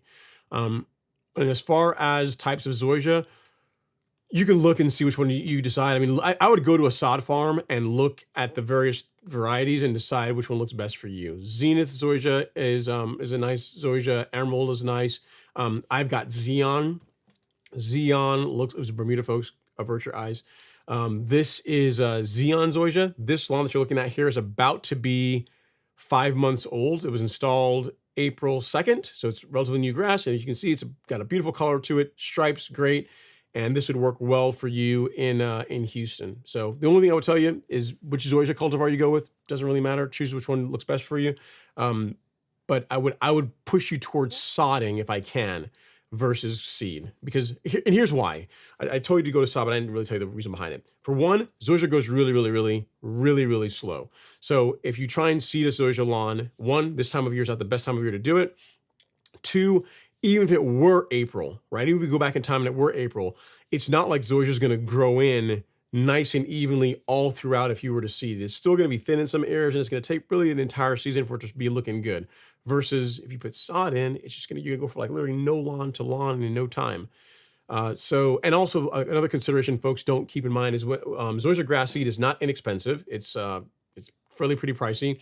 And then the amount of watering that you have to do to get zoysia to germinate and to not have the new grasses growing and die off is also another consideration. So for all those reasons, you only got 1,000 square feet, man, go down to the local sod farm that sells zoysia and just pick out the one that's prettiest to you and say, hey, I need 2 pallets of that, and have someone come install it and then go on with your life. Don't mess with grass seed.